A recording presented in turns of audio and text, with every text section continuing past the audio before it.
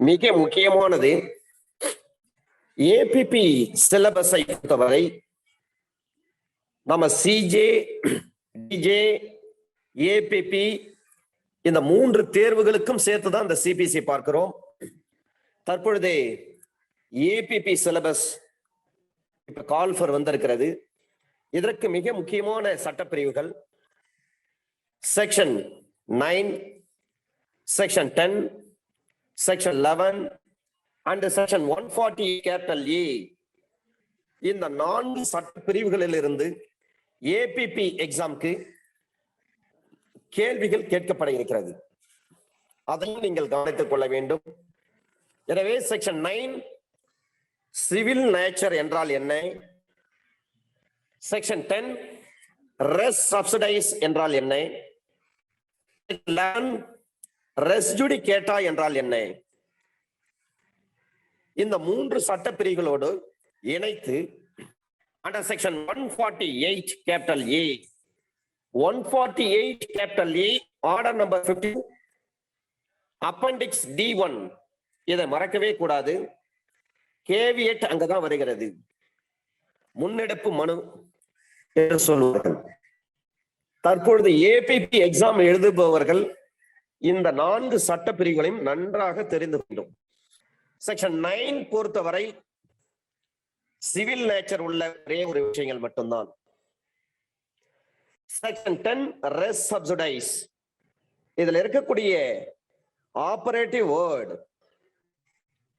previously instituted suit என்று சொல்வார்கள். Directly and substantially, நேரடியாகவோ மறைமுகமாக, நேரடியாகவோ போதுமான அளவுள்ள ஒரு பிரச்சனை இருக்க வேண்டும். அப்ப second suit is to stopped. இதுக்கான இன்கிரிடியன்ஸ் பொறுத்தவரை 2 சூட்ஸ் இருக்கணும்.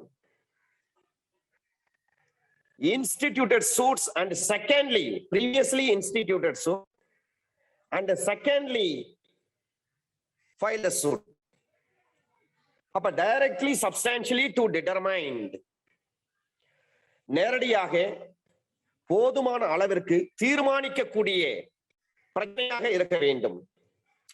parties are same, வழக்கு போட்ட தரப்பினர்கள் ஒரே தரப்பினர்களாக இருக்க வேண்டும்.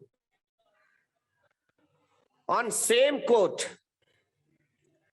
ஒரே நீதிமன்றத்தில் தாக்கல் செய்யப்பட வேண்டும். அல்லது அதர் கோர்ட், வேற கோர்ட்ல கூட same party same cause of action directly and substantially இருக்கணும். காம்பிடென்ட் கோர்ட்டாக இருக்க வேண்டும், உரிய நீதிமன்றமாக இருக்க வேண்டும். அப்ப டாக்ட்ரின் ஆஃப் ஃபெயில் என்று சொல்லக்கூடிய திரைச்சீலை அந்த கோட்பாடு இங்கே பொருந்தும். எக்ஸ்பிளனேஷனை பொறுத்தவரை ஒரு ஃபாரின் கோர்ட் என்று சொன்னால் முதலில் போட்ட வழக்கு நாட் அப்ளிகபிள். அப்ப ஏபிஜே பெட்டிஷன் இருக்கிறது, செகண்ட்லி இன்ஸ்டிடியூட்டட் சூட், ஒரு பெர்பெச்சுவல் இன்ஜங்க்ஷன் இருக்கிறது, அமெண்ட்மெண்ட் ஆஃப் பிளைண்ட் இருக்கிறது, அமெண்ட்மெண்ட் ஆஃப் ரிட்டர்ன் ஸ்டேட் இருக்கிறது. இதையெல்லாம் பொருந்தி வரும். இதுல ட்ரையலை மட்டும்தான் ஸ்டே பண்ணி வைக்க முடியும். நடத்துறதுதான் வழக்கு விசாரணை மட்டும்தான் ஸ்டே பண்ணி வைக்க முடியும். இந்த கேஸ் ஆஃப் சுமந்த் பதக் என்ற வழக்கில் சொல்றாங்க. Sumanth Pathak 2002 volume 2 CDC page number 213. இதை நான் மீண்டும் சொல்வதற்கு காரணம் ஏபிபி சிலபஸ்ல செக்ஷன் 9, செக்ஷன் 10, செக்ஷன் 12, 11 அதோட செக்ஷன் 148 கேபிட்டல் ஏ, அந்த 148 கேபிட்டல் ஏ படிக்கின்ற பொழுது ஆர்டர் நம்பர் 52 அப்பெண்டிக்ஸ் D1 சேர்த்து பார்க்கணும். அதுக்காக தான் திரும்ப ரிப்பீட் பண்றேன் நான்.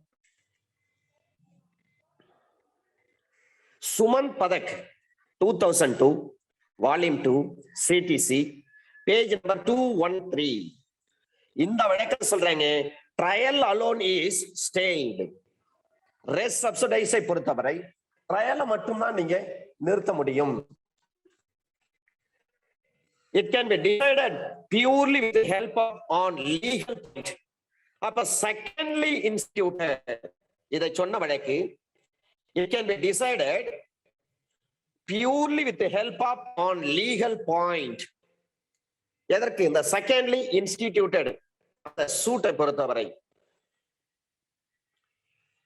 இந்த விஷயத்தை சொன்ன வழக்கு in the case of Pukhraj Jain, Pukhraj Jain, AIR 2004 Supreme Court, page number 3514. On legal point, Pukhraj Jain, AIR 2004 Supreme Court, page number 3514. Section 11 ஐ பொறுத்தவரை res judicata. இந்த res judicataவை நீங்கள் சிஆர்பிசி 300 சிஆர்பிசி பார்த்து res judicata இருக்கிறது.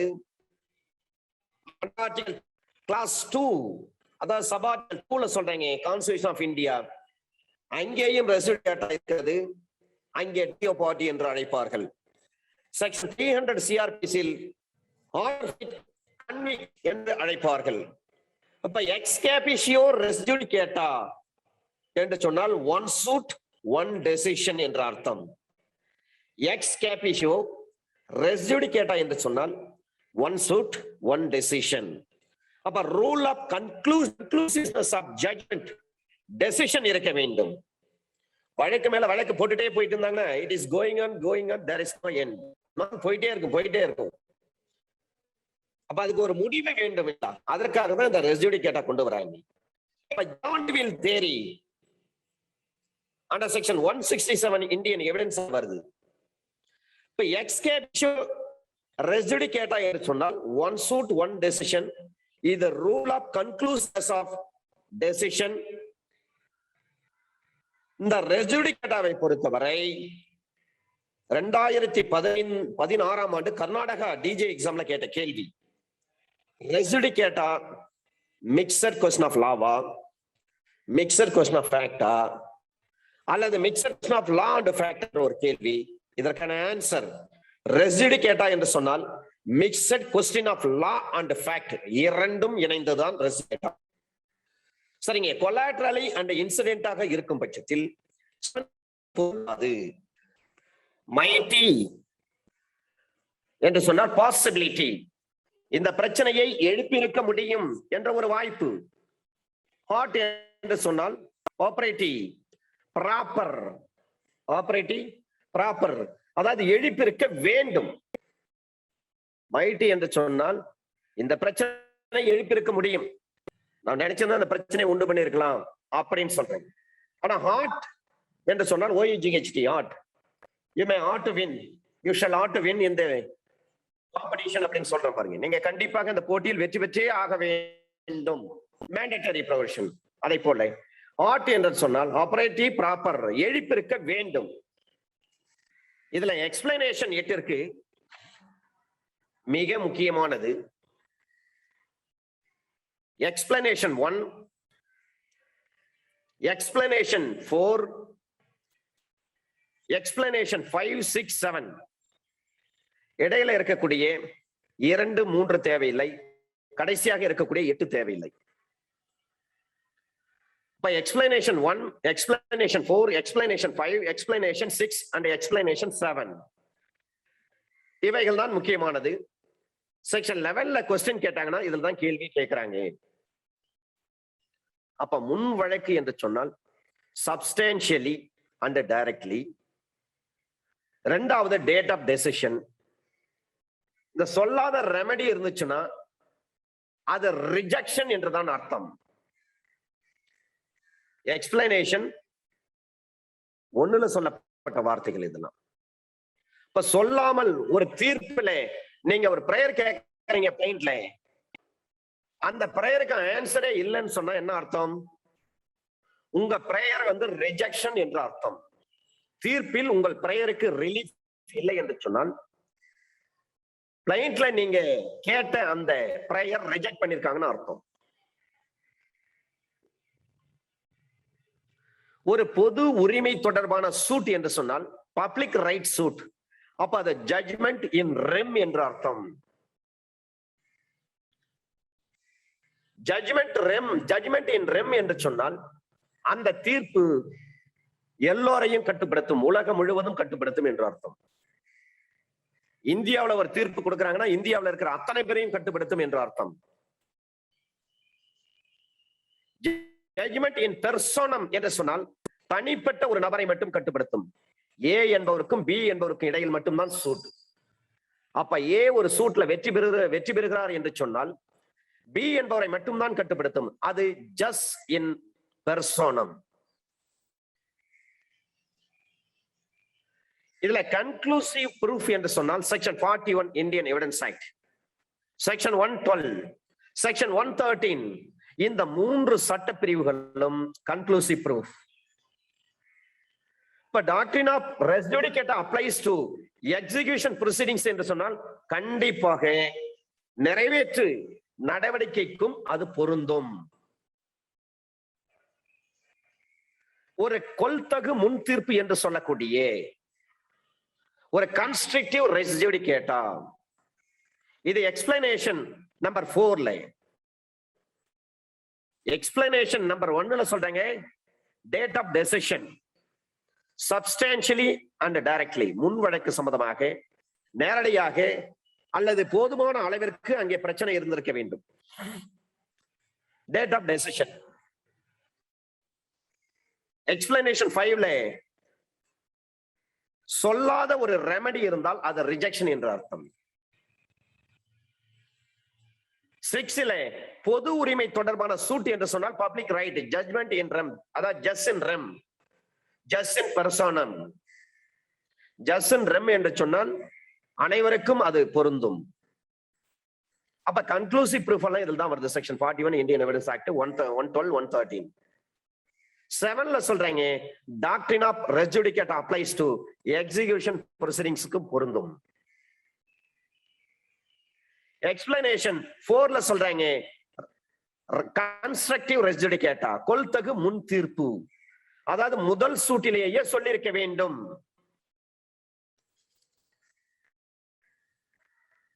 இந்த ரெஸ் ஜுடிகேட்டா பொறுத்தவரை கோ plaintiff, கோ defendant இவர்களுக்கு பொருந்துமா என்று சொன்னால் பொருந்தும். அப்ப கன்சென்ட் டிகிரி இருக்கு, ரெஸ் ஜுடிகேட்டா பொருந்துமா?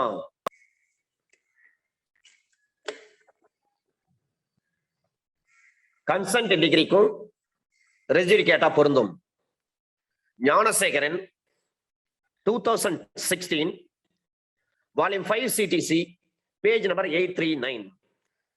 கன்சென்ட் டிகிரிக்கும் ரெஸ் ஜுடிகேட்டா பொருந்தும். அப்ப nemo debet bis vexari, no one should be best price for the same cause. Pro at idem costa, இது ஒரு லீகல் மேக்ஸிம் இருக்கிறது.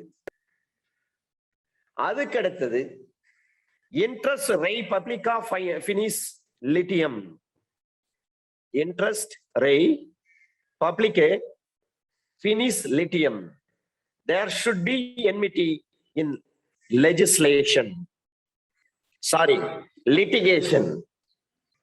Interest rei publicae finis litium என்று சொன்னால் there should be enmity in litigation. Res judicata pro veritate accipiter, a judicial decision must be mandatory, accepted as correct. Res judicata pro veritate accipiter, judicial decision must be mandatory, accepted as correct. அப்ப res judicata என்று சொன்னால் is mandatory. இதுல இந்த explanation மிக மிக முக்கியம் sir.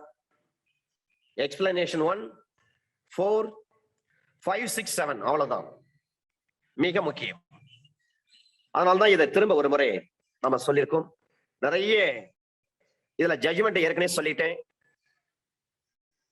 ஒரு வழக்கு சூட்டை போட்டுட்டு அந்த சூட்டை நம்ம வித்ரா பண்றோம்னு சொன்னா அதுக்கு ரெஸ் ஜுடிகேட்டா பொருந்துமானா பொருந்தாது.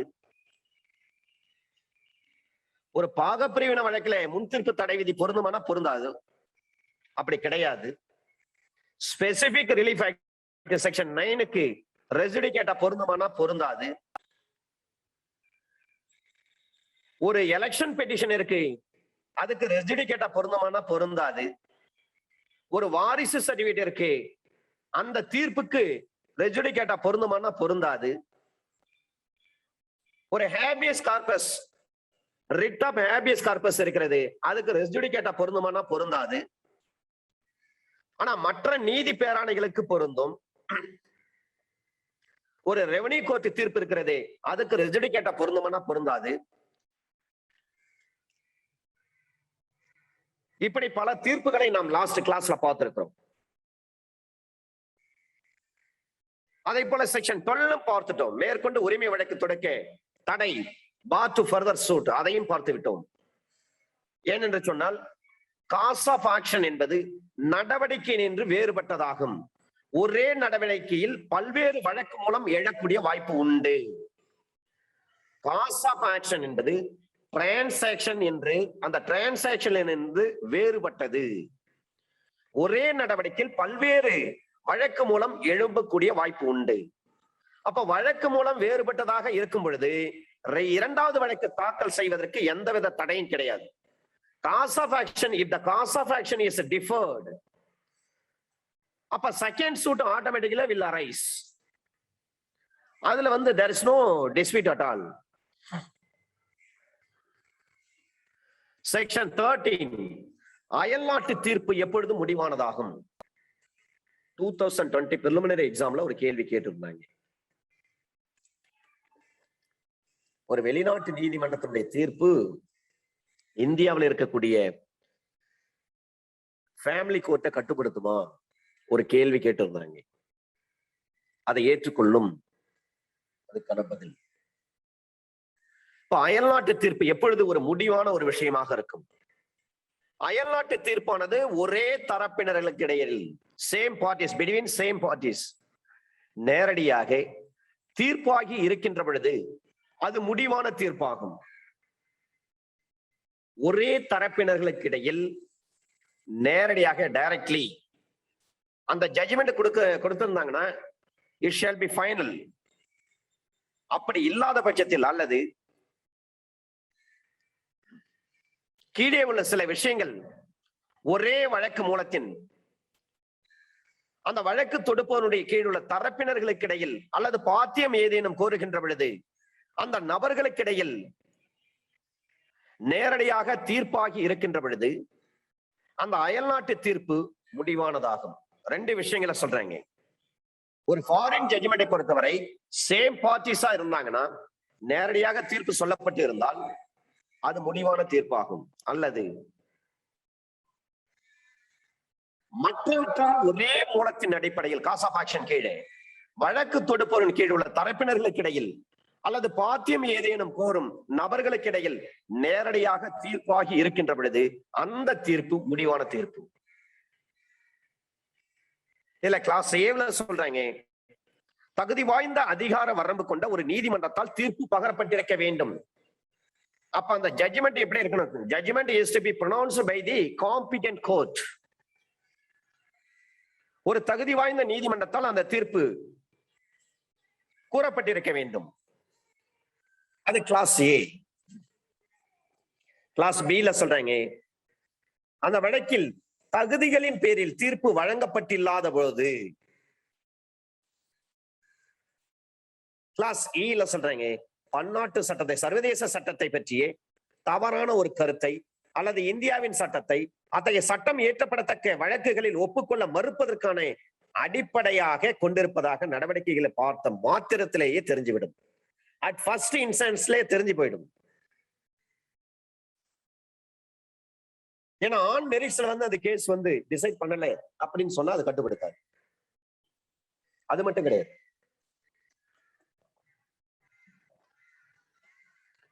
இன்டர்நேஷனல் லாவை பற்றி ஒரு தவறான கருத்தை அல்லது இந்தியாவில் இருக்கக்கூடிய ஒரு சட்டத்தை பற்றி அந்த சட்டம் ஏற்றப்படத்தக்க வழக்குகளில் ஒப்புக்கொள்ள மறுப்பதனை, இந்த சட்டம் ஏற்றிருக்காங்க, இதெல்லாம் ஏற்றுக்கொள்ள முடியாது, அப்போ ஒப்புக்கொள்ள மறுப்பதனை அடிப்படையாக கொண்டிருப்பதாக நடவடிக்கைகளை பார்த்த மாத்திரத்திலேயே நமக்கு தெரிஞ்சிடும். கிளாஸ் டி ல சொல்றாங்க, எந்த நடவடிக்கைகளில் தீர்ப்பு பெறப்பட்டதோ அந்த நடவடிக்கைகள் அதனுடைய இயல்புக்கு, நீதிக்கு விரோதமாக இருக்கின்ற பொழுது, நேச்சுரல் ஜஸ்டிஸ்க்கு எகென்ஸ்டா கூட இருக்கலாம். மோசடியாக ஒரு வழக்கு ஒரு தீர்ப்பு பெறப்பட்டிருக்கக்கூடும். இந்தியாவில் நடைமுறையில் இருக்கக்கூடிய ஏதாவது ஒரு சட்டத்தினுடைய மீறுகையை அடிப்படையாக கொண்ட ஒரு கோரிக்கை அதை நிலைநிறுத்துகிற போது தவிர மற்றவற்றில் வழங்கப்பட்ட தீர்ப்பு முடிவானதாகும். மோசடியா ஒரு தீர்ப்பு பெறப்பட்டு அங்கே சொல்லப்பட்டிருக்கக்கூடிய section 15, 16, 17, 18, 19, 19A Indian Contract Act, coercion, undue influence, fraud, mistake, misrepresentation, இந்த காரியங்களால் நீங்கள் ஒரு தீர்ப்பை பெறப்பட்டு இருந்தால் அந்த தீர்ப்பு நம்மை கட்டுப்படுத்தாது. அந்த அயல்நாட்டு தீர்ப்பை நாம் ஏற்க வேண்டிய அவசியம் கிடையாது. ஒரு இன்காம்பிடென்ட் கோர்ட்டால் வழங்கப்பட்ட தீர்ப்பு நம்மை கட்டுப்படுத்தாது. இந்தியாவில் இருக்கக்கூடிய சட்டத்திற்கு வயலேஷனாக இருக்கப்படி ஒரு தீர்ப்பு நீங்க வெளிநாட்டுல இருந்து வாங்கிட்டு வந்தீங்கன்னா அந்த தீர்ப்பு செல்லாது. ஒரு மெரிட்ல தீர்ப்பு வாங்கினா செல்லும். மெரிட்டே இல்லாமல் ஒரு தீர்ப்பு வாங்கிட்டு வந்திருக்கீங்க, ஆன் நாட் மெரிட். அப்ப நாட் ஆன் மெரிட்ல வாங்கிட்டு வரீங்கன்னா அந்த தீர்ப்பு நம்மளை செல்லாது, கட்டுப்படுத்தாது. இதுல கொஸ்டின்ஸ் அடிக்கடி கேட்கறாங்க சார். இந்த செக்ஷன் 13ல அயல்நாட்டு நீதிமன்றத்தினுடைய தீர்ப்பு எப்பொழுது இறுதியானது, எப்பொழுது கட்டுப்படுத்தும்? அப்ப சேம் பார்ட்டியா இருக்கிறாங்க, நேரடியா தீர்ப்பு சொல்லிட்டாங்கன்னு சொன்னா அது கட்டுப்படுத்தும்.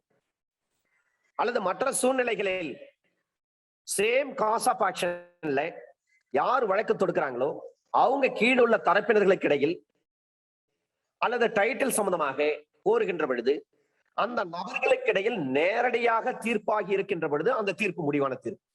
இந்த ரெண்டு விஷயத்தை தான் சொல்றாங்க. அப்ப எந்தெந்த தீர்ப்பு?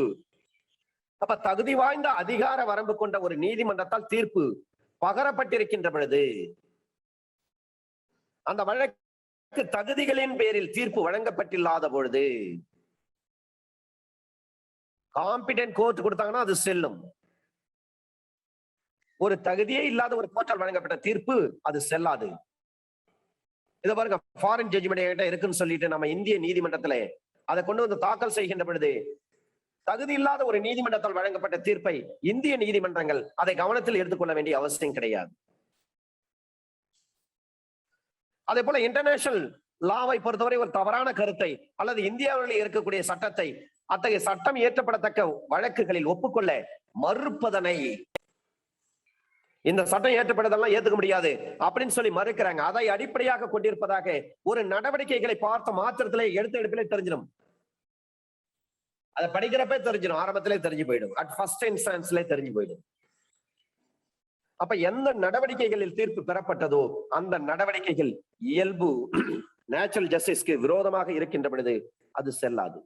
மோசடியாக பெறப்பட்டிருக்கின்ற தீர்ப்பு செல்லாது. இந்தியாவில் நடைமுறையில் இருக்கக்கூடிய ஏதாவது ஒரு சட்டத்தினுடைய அடிப்படையை, ஒரு அடிப்படை கோரிக்கை அதை நிலைநிறுத்துகிற பொழுது தவிர மற்ற விஷயத்துல அந்த தீர்ப்பு முடிவானது. இந்தியாவில் ஒரு சட்டம் நடைமுறையில் இருக்கிறது.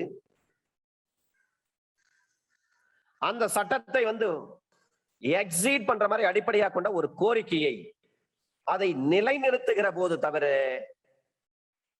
மற்றவற்றில் வழங்கப்பட்ட தீர்ப்பு முடிவான தீர்ப்பு. இப்ப வெளிநாட்டு தீர்ப்பை பொறுத்தவரை எந்தெந்த சூழ்நிலையில் அது முடிவானதாக ஆகாது, it will not final.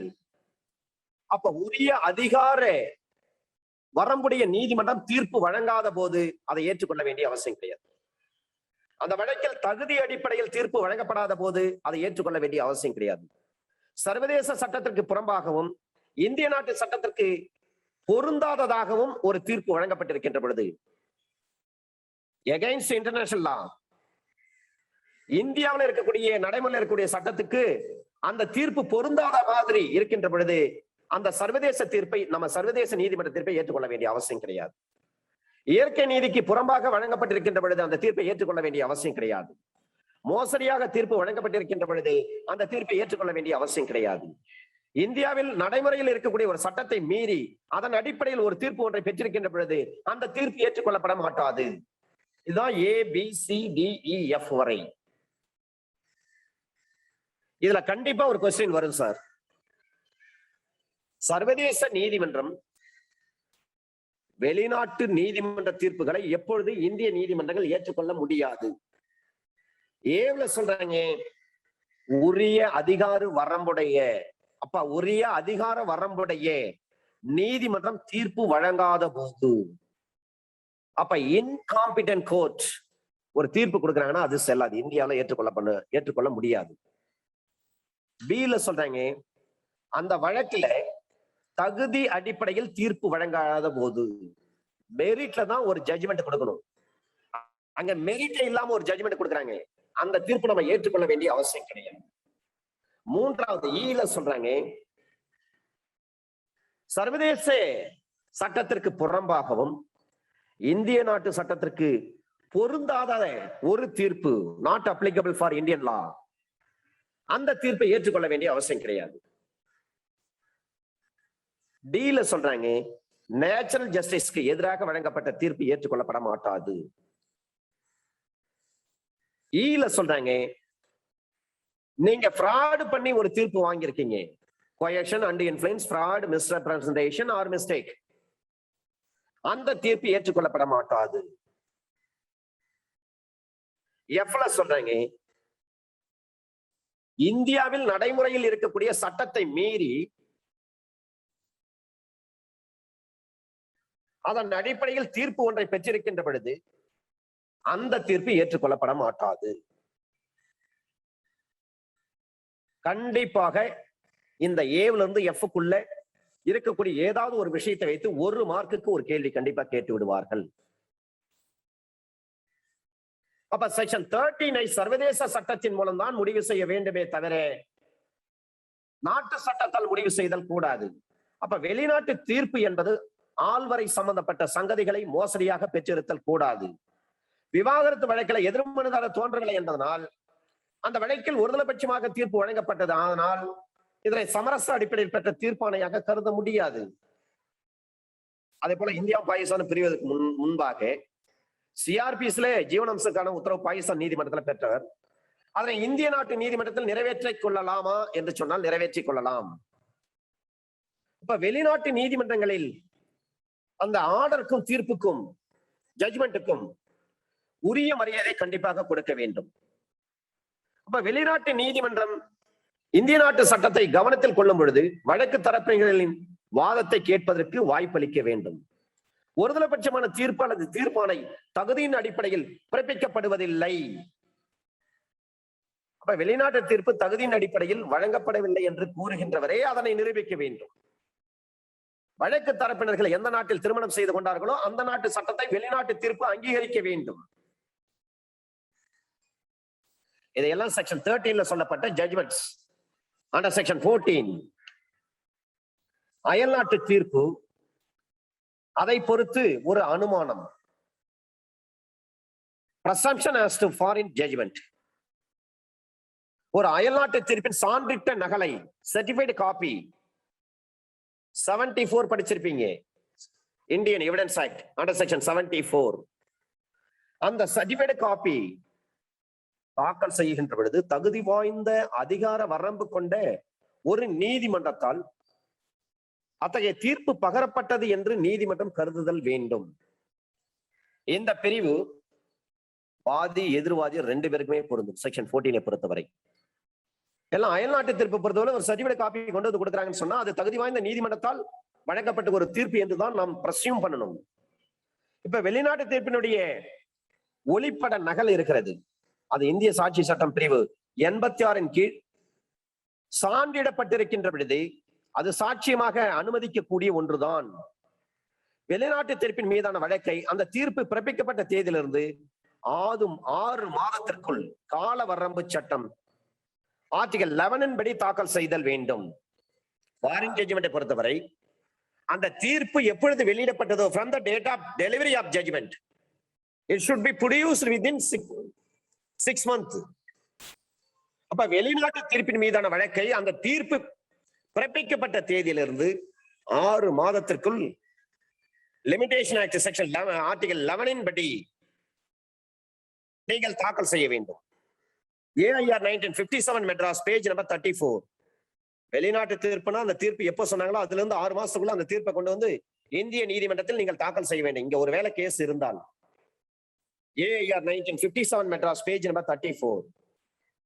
Section 15ல இருந்து 21 கேட்டல் A வரை பிளேஸ் ஆஃப் சூயிங், வழக்கு தொடுக்கும் இடம்.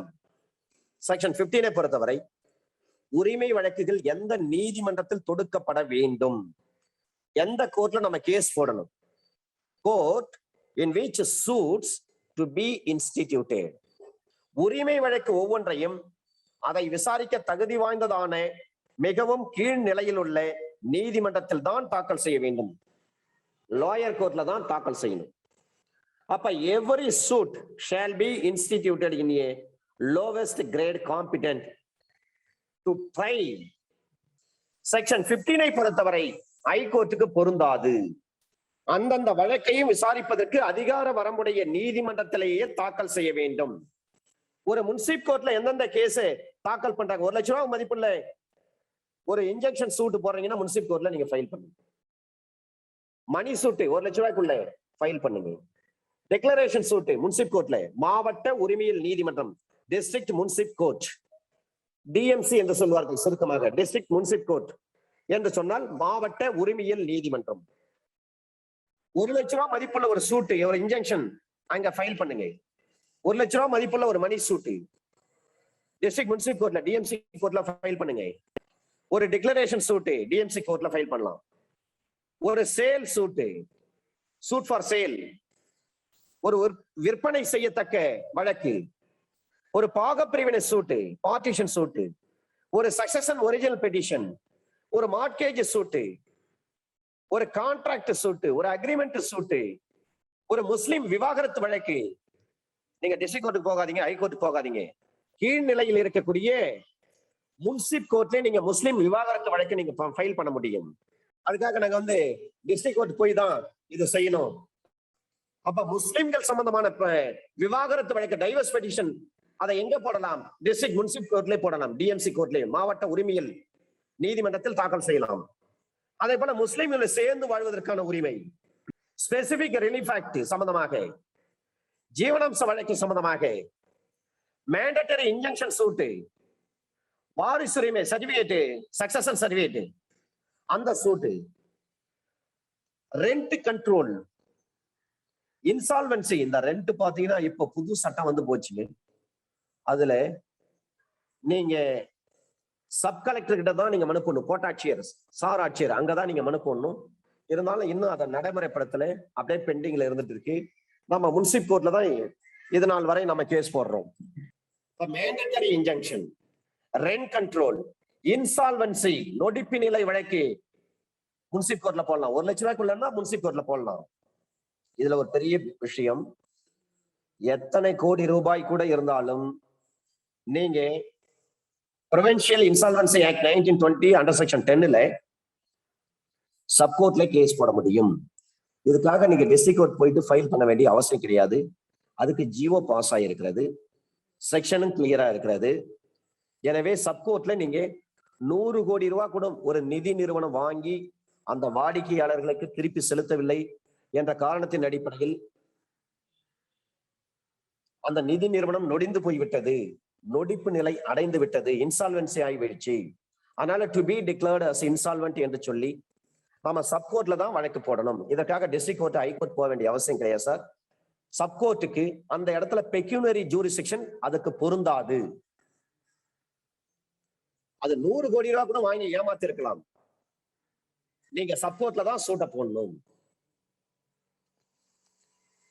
எக்ஸிகியூஷன் பெட்டிஷன், நிறைவேற்று மனு, இது எல்லாமே டிஸ்ட்ரிக்ட் முன்சிப் கோர்ட்ல நீங்க போடலாம், மாவட்ட உரிமையியல் நீதிமன்றத்திலே போடலாம். இதான் lowest grade to try this suit. இதே சப்கோர்ட்டை பொறுத்தவரை ஏன்னு சொன்னால் இந்த பெக்யூனரி ஜூரிஸ்டிக்ஷன்ல தான் இதை சொல்றாங்க. 1 லட்சம் ரூபாய்க்கு மேற்பட்டு 10 லட்சம் ரூபாய் வரை. இப்ப injunction suit, declaration suit, money suit, partition suit, mortgage suit, rent control, Specific Relief Act, MCOP, insolvency, minor, guardian OP, இதெல்லாம் நீங்க சப்கோர்ட்ல போடலாம். டிஸ்ட்ரிக்ட் கோர்ட்லயும் இதே எல்லாமே போடலாம்.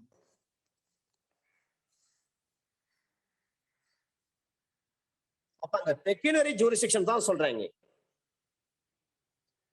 1 லட்ச ரூபாய்க்கு இல்லையா முனிசிபல் கோர்ட்ல போடுங்க, 10 லட்சம் வரையா சப் கோர்ட்ல போடுங்க, அதுக்கு மேல டிஸ்ட்ரிக்ட் கோர்ட் போங்க. சரிங்க. உயர் நீதிமன்றத்துல என்னென்ன வழக்கு போட முடியும்? ரிட் பெட்டிஷன் போட முடியும், கிரிமினல் கேஸ் போட முடியும், சிவில் கேஸ்ல செகண்ட் அப்பீல் போக முடியும், கடல் சார்ந்த வழக்குகள், லட்சக்கணக்கில் அல்லது கோடிக்கணக்கிலான வரவு செலவுகள் உள்ள பண வழக்குகள், ரிவிஷன் பெட்டிஷன்ஸ், இது எல்லாம் ஹைகோர்ட்ல போக முடியும். செகண்ட் அப்பீல் நீங்க ஹைகோர்ட்டுக்கு போறீங்கன்னு சொன்னா சப்ஸ்டான்சியல் கொஸ்டின் ஆஃப் லா இருந்தால்தான் செகண்ட் அப்பீலே லை ஆகும். If there is no substantial question of law in your second appeal petition, that petition has not to be numbered. அது லை ஆகாது. போதுமான அளவுக்கு சட்டம் சார்ந்த பிரச்சனை இருக்கும் பட்சத்தில் தான் செகண்ட் அப்பீல் பொருந்தும். அப்ப செகண்ட் அப்பீலை பொறுத்தவரை செக்ஷன் 100 சிபிசி எதிலிருந்து ஃபர்ஸ்ட் அப்பீல் 96, செகண்ட் அப்பீல் 100, இது எல்லாம் ஒரு டிக்ரி ஜட்ஜ்மெண்ட்ல இருந்து வர்றது. இதுவே ஒரு ஆர்டர் போடுறாங்க. ஒரு ஆர்டர்ல இருந்து நீங்க அப்பீல் போறீங்கன்னா செக்ஷன் 104ல தான் நீங்க போவீங்க. அப்படியே பாருங்க 4 செக்ஷன் வருது பாருங்க. 96 ஃபர்ஸ்ட் அப்பீல், அதுல இருந்து செகண்ட் அப்பீல் 100, 4 செக்ஷன் வருது. அதை போலவே ஆர்டர்ல இருந்து அப்பீல் போறீங்கன்னா 104, 100ல இருந்து 104, அங்கேயும் 4 செக்ஷன் வருது பாருங்க இடையில. 96, 100, 104. 96ம் 100ஐயும் பொறுத்தவரை ஒரு டிக்ரி ஜட்ஜ்மெண்ட்ல இருந்து அப்பீல் போறது. First appeal 96, second appeal 100. அதுவே ஒரு ஆர்டர்ல இருந்து நீங்க அப்பீல் போறீங்கன்னு சொன்னால் செக்ஷன் 104ல நீங்க போவீங்க. சரிங்க. உச்ச நீதிமன்றத்துல என்னென்ன வழக்குகள் தொடுக்க முடியும்? ரிட் பெட்டிஷன் அங்கேயும் போட முடியும், கிரிமினல் கேஸ் அங்கேயும் போட முடியும். உயர் நீதிமன்ற தீர்ப்பை எதிர்த்து செய்யப்படும் குற்றவியல் உரிமையல் வழக்குகளை, மேல்முறையீடுகள், அதையெல்லாம் சுப்ரீம் கோர்ட்ல ஃபைல் பண்ண முடியும். 2 மாநிலங்களுக்கு இடையில் நதிநீர் பிரச்சனைகள், இதையெல்லாம் சுப்ரீம் கோர்ட்ல ஃபைல் பண்ண முடியும்.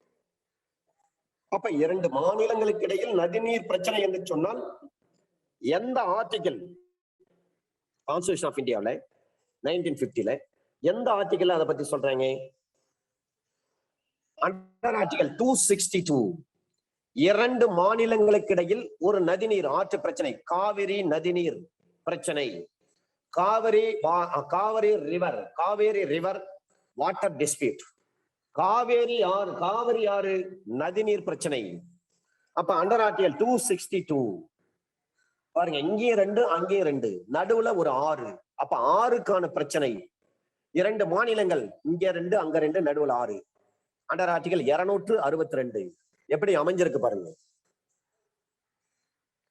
2 மாநிலங்களுக்கு இடையில் நதிநீர் பிரச்சனைகள் சம்பந்தமாக இந்திய அரசியல் அமைப்பு சட்டம் ஷரத்து என்று சொன்னாலும் உறுப்பு என்று சொன்னாலும் ஒன்றுதான். Under article 262. அப்ப செக்ஷன் 15ஐ பொறுத்தவரை ஒரு உயர் நீதிமன்றம் முதலேற்று உரிமையில் ஆள்வரை ஒரிஜினல் சிவில் ஜூரிஸ்டிக்ஷன், இது சம்பந்தமாக இந்த அதிகாரத்தை செலுத்தும் அதிகாரத்திற்கு இது பொருந்துமான்ற ஒரு கேள்வி. செக்ஷன் 15ஐ பொறுத்தவரை ஹைகோர்ட்டுக்கு பொருந்தாது.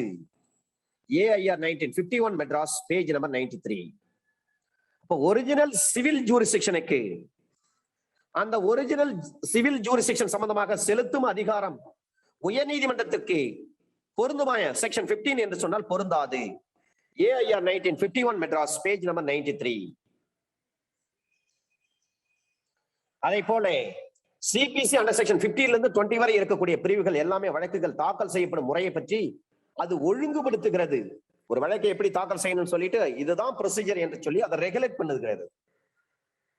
ஒரு சிட்டி சிவில் கோர்ட் என்று சொல்லக்கூடிய மாநகர உரிமையல் நீதிமன்றம் மற்றும் உரிமையல் நீதிமன்ற ஆள்வரைக்கு இந்த பிரிவினுடைய நோக்கமே உயர்நிலையில் உள்ள நீதிமன்றங்களில் வழக்கு குவிந்துவிடக் கூடாது என்பதுதான் இதனுடைய நோக்கமே. செக்ஷன் 15 கொண்டு வந்ததனுடைய நோக்கமே அதுதான். அப்ப ஹைகோர்ட்ல லட்சக்கணக்கான கோடிக்கணக்கான வழக்குகள் வந்து ஸ்டே ஆயிடக்கூடாது, சாரி குவிந்து விடக்கூடாது. அதற்காக தான் lowest grade to try the suit எதுவோ அந்த கோர்ட்ல ஃபைல் பண்ணுங்க. இதான் செக்ஷன் 15. அதனால தான் சொல்றாங்க 15 வந்து ஹை கோர்ட்டுக்கு பொருந்தாது. AIR 1951 Madras page number 93. ஒரு வழக்கு வந்து ஒரு காம்பிடன்ட் கோர்ட்ல, காம்பிடன்ட் ஜூரிஸ்டிக்ஷன் உள்ள கோர்ட்ல ஃபைல் பண்ணாம நேரடியா நீங்க ஹை கோர்ட்ல ஃபைல் பண்றீங்கன்னு சொன்னா அது ஒரு சாதாரண தவறு தான். அதனால் அந்த வழக்கை உரிய நீதிமன்றத்தில் தாக்கல் செய்யும்படி திருப்பி கொடுக்கணும். அதை ரிட்டர்ன் பண்றாங்க. அதை ரிட்டர்ன் செய்யப்பட்ட தேதியும் கணக்குல எடுத்துப்பாங்க. அப்ப உரிய நீதிமன்றத்தில், உயர்நிலை நீதிமன்றத்தில் நீங்கள் தாக்கல் செய்திருக்கும் பொழுது அந்த உயர்நிலை நீதிமன்றம் ஹையர் கோர்ட் என்ன பண்றாங்க, அந்த வழக்கை உரிய நீதிமன்றத்தில் தாக்கல் செய்யும்படி அந்த வழக்குரையை பிளைண்ட் வந்து ரிட்டர்ன் கொடுக்காமல் அந்த வழக்கை தானே விசாரணை செய்து தீர்ப்பு வழங்கி இருக்கின்ற பொழுது அந்த தீர்ப்பு செக்ஷன் 99 படி செல்லுமா என்று சொன்னால் செல்லும். நீங்க முன்சிப் கோர்ட்ல கேஸ் வந்து சூட்டை ஃபைல் பண்ணல, நேரடியா ஹைகோர்ட்ல ஃபைல் பண்ணிட்டீங்க, அல்லது டிஸ்ட்ரிக்ட் கோர்ட்ல ஃபைல் பண்ணிட்டீங்க, இல்ல சப் கோர்ட்ல ஃபைல் பண்ணிட்டீங்க. ஹைகோர்ட்ல நீங்க அதை ஃபைல் பண்ணிட்டீங்க. அந்த வழக்கை உரிய நீதிமன்றத்தில் தாக்கல் செய்யும்படி அந்த வழக்கை வந்து ரிட்டர்ன் பண்ணல.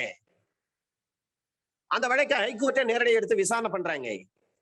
விசாரணை செய்து தீர்ப்பு வழங்கிட்டாங்க. அப்ப அந்த தீர்ப்பு செல்லுமா என்று சொன்னால் செல்லும் தான். செக்ஷன் 15 படி ஹைகோர்ட்டுக்கு பொருந்தாதுன்னு சொல்றாங்களே, இருந்தாலும் ஹைகோர்ட் அதை எடுத்து விசாரிச்சுட்டாங்க. அவங்களுக்கு கான்ஸ்டிடியூஷன் பவர் இருக்கிறது, வாஸ்ட் பவர் இருக்கிறது. அந்த வழக்கை விசாரித்து தீர்ப்பு கொடுக்கப்பட்டிருக்கின்ற பொழுது அந்த தீர்ப்பு செக்ஷன் 99 படி செல்லும். AIR 2004 Kerala page number 143 within பிராக்கெட்ல டிபின்னு போடுங்க. டிவிஷன் பெஞ்ச் கொடுத்த தீர்ப்பு செக்ஷன் 15ல சொல்லிட்டாங்க, உயர் நீதிமன்றத்துக்கு பொருந்தாதுன்னு சொல்லிட்டாங்க. இருந்தாலும் அந்த கேஸை சூட்டை ஃபைல் பண்றாங்க. சூட்டை வந்து ரிட்டர்ன் பண்ணல, அவங்களே விசாரிச்சு தீர்ப்புன்னு சொல்லிட்டாங்க. ஹைகோர்ட்டே விசாரிச்சு தீர்ப்பு சொல்லிட்டாங்கன்னு வச்சுங்க. அந்த தீர்ப்பு செல்லுமா செல்லாதன்னா கண்டிப்பாக செல்லும். அப்ப எந்த செக்ஷன் பொருந்தும் இந்த இடத்துல? செக்ஷன் 99 சிபிசி தான் பொருந்தும். AIR 2004 Kerala page number 143. இதுவே நீங்க ஹைகோர்ட்ல ஒரு ஃப்ராடு பண்ணி ஒரு தீர்ப்பாணை வாங்கி இருக்கிறீங்க, அதை கீழமை நீதிமன்றம் இன்டீரியர் கோர்ட் அந்த வழக்கை விசாரித்து ஏற்கனவே நீங்க ஒரு தீர்ப்பு பெறப்பட்ட தீர்ப்பாணையை ரத்து செய்ய முடியுமானா தாராளமா ரத்து பண்ணலாம் சார். நீங்க ஹைகோர்ட்ல ஜட்ஜ்மெண்ட் வாங்கிட்டு வந்திருந்தாலும் சரி, அது மோசடியான ஜட்ஜ்மெண்டா இருக்கும் பட்சத்தில் இன்டீரியர் கோர்ட் அந்த வழக்கை விசாரித்து ஏற்கனவே உயர் நீதிமன்றத்தால் வழங்கப்பட்ட, உயர்நிலை நீதிமன்றங்களால் வழங்கப்பட்ட அந்த தீர்ப்பாணையை ரத்து செய்ய முடியுமானா தாராளமா முடியும். அந்த ஜட்ஜ்மெண்ட் ஃப்ராடா இருக்கு, அப்ப இன்டீரியர் கோர்ட் விசாரிக்க முடியும்னா விசாரிக்க முடியும். இன்டீரியர் கோர்ட்டை விட ஹையர் கோர்ட் கொடுத்த அந்த தீர்ப்பை செல்லாதுன்னு சொல்ல முடியுமா? இன்டீரியர் கோர்ட் தாராளமா சொல்லலாம். AIR 1918 Madras page number 711. இதுல நாம் தெரிந்து கொள்ள வேண்டிய ஒரு விஷயம், செக்ஷன் 15 பொறுத்தவரை ஹைகோர்ட்டுக்கு பொருந்தாதுன்னு சொல்லிட்டாங்க. கேரளா நீதிமன்றத்தின் ஒரு தீர்ப்பு, டிவிஷன் பெஞ்ச் கொடுத்த தீர்ப்பு, அப்படி ஹையர் கோர்ட் வந்து ஹையர் ஃபோரம் விசாரிச்சுட்டாங்க. விசாரித்து தீர்ப்பு கொடுக்கப்பட்ட பிறகு அந்த தீர்ப்பு செல்லாமல் போய்விடாது, அந்த தீர்ப்பு செல்லும். அப்ப எந்த செக்ஷன்? செக்ஷன் 99. செக்ஷன் 15 படிக்கின்ற பொழுது செக்ஷன் 99 அதையும் நாம் சேர்த்து பார்க்க வேண்டும். இது கேரளா ஹைகோர்ட் கொடுத்த டிவிஷன் பெஞ்ச் கொடுத்த தீர்ப்பு. AIR 2004 Kerala page number 143. Section 16 subject matter. இந்த வழக்கில் இருக்கக்கூடிய விடய பொருள் என்ன? அப்ப சப்ஜெக்ட் மேட்டர் அமைந்துள்ள இடத்தில் உரிமை வழக்குகள் தொடுக்கப்படுதல் வேண்டும். ஒரு நிலம் சம்பந்தமான ஒரு பிரச்சனை, அந்த ப்ராப்பர்ட்டி எங்க இருக்கிறதோ அங்க அந்த ஜூரிஸ்டிக்ஷன் உள்ள கோர்ட்ல தான் நீங்க கேஸ போடணும். where the property is recovery of immovable property with or without rent, partition of immovable property, foreclosure அடமான மீட்புரிமை, செக்ஷன் 60 டிரான்ஸ்பர் ஆஃப் ப்ராப்பர்ட்டி ஆக்ட்ல redemption of mortgage suit, right or immovable property, compensation for wrong to immovable property, recovery of movable property. Property means property situated in India என்ற அர்த்தம். இதுல ஒரு பிரவிச கொடுத்திருக்காங்க, wrong on property, அப்ப compensation, where the property is, where the defendant resides, வழக்கு சொத்து எங்கே இருக்கிறதோ அல்லது பிரதிவாதி எங்கே வசிக்கிறாரோ, this is called alternative jurisdiction என்ற அர்த்தம். இங்கேயும் வழக்கு போடலாம், அங்கேயும் வழக்கு போடலாம். செக்ஷன் 16 பொறுத்தவரை சட்டத்தால் நிர்ணயிக்கப்பட்ட அந்த பணத்தொகை வரையறைக்கு அல்லது பிற வரம்புகளுக்கு உட்பட்டு ஒரு உரிமை வழக்கை தாக்கல் செய்தல் வேண்டும். செக்ஷன் 16 கிளாஸ் ஏ சொல்றாங்க, அந்த அசையா சொத்தினுடைய குத்தகையோடு லீஸ் விட்டுருக்காங்க, அதனால வருமானங்களை திரும்ப பெறுவதற்கான வழக்கு, அந்த அசையா சொத்து அந்த நிலம் எங்கே அமைந்திருக்கிறதோ அவை எதுவும் இன்றி திரும்ப பெறுவதற்காக அந்த சொத்து எங்கே அமைந்திருக்கிறதோ அந்த ஜூரிஸ்டிக்ஷன் உள்ள கோர்ட்ல தான் கேஸ் போடுங்க. அசையா சொத்துடைய பாக பிரிவினைக்காக கேஸ் போடுங்க. இதுக்கு இந்த வழக்கு செக்ஷன் 16 பொறுத்தவரை அசையா சொத்து இம்மூவபிள் ப்ராப்பர்ட்டி மீட்பதற்கான வழக்கு, அசையா சொத்தின் பாக பிரிவினை சம்பந்தமான வழக்கு, அடமானம் சம்பந்தமான வழக்கு, அசையா சொத்தின் உரிமை நிர்ணயம் செய்யும் வழக்கு, அசையா சொத்திற்கு இழப்பீடு வழங்கும் வழக்கு, பற்றுகையில் உள்ள அசையா சொத்தை மீட்பதற்கான வழக்கு. இதுதான் ABCDEF வரை ஆகியவற்றை அந்த வழக்கு சொத்து எந்த இடத்தில் இருக்கிறதோ அந்த இடத்திற்குரிய நீதிமன்றத்தில் தான் வழக்கு தாக்கல் செய்ய வேண்டும். ஒரு வழக்கில் பல சொத்துக்கள் குறித்து வழக்கிடும் பொழுது அந்த சொத்துக்கள் ஏதேனும் ஒரு சொத்து இருக்கும் இடத்திற்குரிய நீதிமன்றத்தில் வழக்கு போடலாம். தஞ்சாவூர்ல ஒரு சொத்து இருக்கும், தேனியில ஒரு சொத்து இருக்கும், மதுரையில ஒரு சொத்து இருக்கும், திருவாரூர்ல ஒரு சொத்து இருக்கும், நாகப்பட்டினத்துல ஒரு சொத்து இருக்கும். ஒரே நபர் பேர்ல இத்தனை இடங்கள்ல சொத்து இருக்கின்ற பொழுது ஏதாவது ஒரு இடத்துல கோர்ட்ல நம்ம கேஸ் போடலாம். அல்லது ஒரே மாவட்டத்தில் பல்வேறு ஜூரிஸ்டிக்ஷன் உள்ள கோர்ட்ல பல சொத்துக்கள் வாங்கி வச்சிருப்பாரு, அது பிளாட்டா வீடா பில்டிங்கா எதுவோ வாங்கி வச்சிருப்பாருங்க. அதுல ஏதாவது ஒரு ஜூரிஸ்டிக்ஷன் உள்ள கோர்ட்ல அந்த சூட்டை போட்டு மற்ற ஜூரிஸ்டிக்ஷன்ல இந்த இடத்துல இந்த சொத்துக்கள் அசையா சொத்துக்கள் அமைந்திருக்கிறது, சர்வே நம்பருங்க, எக்ஸ்டென்ட்டுங்க அப்படின்னு சொல்லி அதை குறிப்பிட்டாலே போதும். அப்ப சொத்து என்பது இந்தியாவில் இருக்கக்கூடிய சொத்தை மட்டும்தான் குறிக்கும். டெரிட்டோரியல் ஜூரிஸ்டிக்ஷனை பொறுத்தவரை அந்த வழக்கை விசாரித்து முடிவு செய்வதற்கு ஒரு டெல்லி நீதிமன்றம் சிறப்பான அதிகார வரம்புடையதாக இருக்கும் என்று வழக்கு தரப்பினர்கள் சம்மதித்து இருக்கின்ற பொழுது அந்த வழக்கில் சம்பந்தப்பட்ட சொத்து டெல்லி உயர்நீதிமன்றத்தின் வட்டார எல்லைக்குள் இல்லை என்பதற்காக வழக்கை தள்ளுபடி செய்தல் கூடாது என நில ஆள்வரை இல்லாமைக்காக இந்த மனுவை நிராகரித்தல் கூடாது. மிக முக்கியமான வழக்கு இது. பாக்கி 2 பேரும் ஒத்துக்கிறாங்க இல்லைங்களா, அவங்களே சம்மதிக்கின்ற பொழுது அங்க டெரிட்டோரியல் ஜூரிஸ்டிக்ஷனுக்கு என்ன வேலை இருக்கு? அப்ப நில ஆள்வரை அந்த டெரிட்டோரியல் ஜூரிஸ்டிக்ஷன் வழக்கை அதை விசாரித்து முடிவு செய்வதற்காக ஒரு டெல்லி நீதிமன்றம் சிறப்பான அதிகார வரம்புடையதாக இருக்கும் என்று வழக்கு தரப்பினர்கள் சம்மதிக்கின்ற பொழுது பிரச்சனை பார்ட்டிஸ் தான், ஏவுக்கும் பி கடையில் தான் வழக்கு. 2 பேருமே சம்மதிக்கிறாங்க. டெல்லி கோர்ட் விசாரிச்சு தீர்ப்பு சொன்னா நாங்க ஏத்துக்கிறேன்னு சொல்றாங்க. ஆனா அந்த வழக்குல சம்பந்தப்பட்ட சொத்து டெல்லி உயர் நீதிமன்றத்தினுடைய வட்டார எல்லைக்குள் இல்லை. டெல்லி உயர் நீதிமன்றத்துடைய வட்டார எல்லைக்குள் அமைந்தில்லாத ஒரு சொத்து சம்பந்தமாக டெல்லி உயர் நீதிமன்றம் ஒரு கேஸ் போடுறாங்க. அந்த கேஸ்ல எங்களுக்கு எந்த அப்ஜெக்ஷன் கிடையாதுன்னு சொல்லி பிளைன்டிஃப் சொல்றாரு, டிஃபெண்டன்ட் சொல்றாரு.